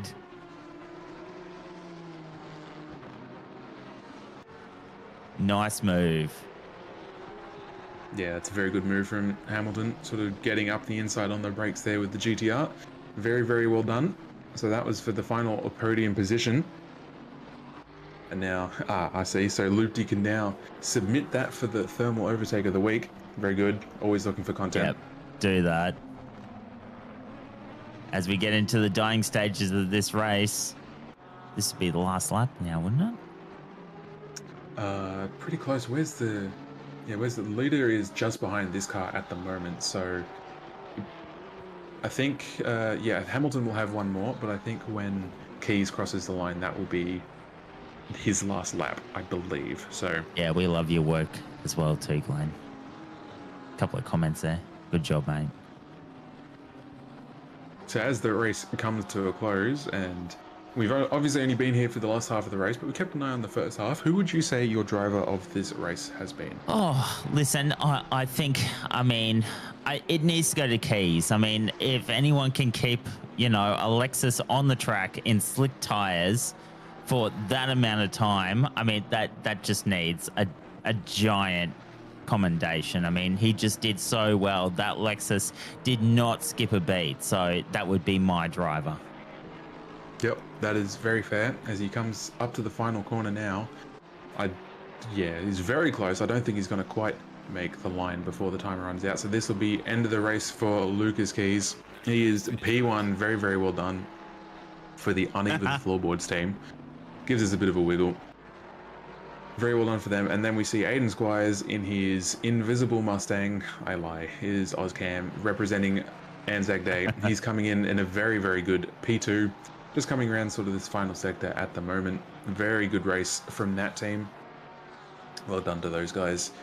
And then followed by Liam Hamilton now in P3 with that great move on Stevie Ty. Stevie Ty obviously is already finished because now he was overtaken by Lucas Keys. So he finished and one extra lap down. And then Andy Bishop, your lead silver driver. Very good race from him. We saw a great little scrap near the end there between Bishop, Griffiths and Vintner for a little while. Absolutely. Griffiths doing very well as well. He'll probably grab 6th and then King 7th. Yeah, Bank great race 8th. from Griffiths.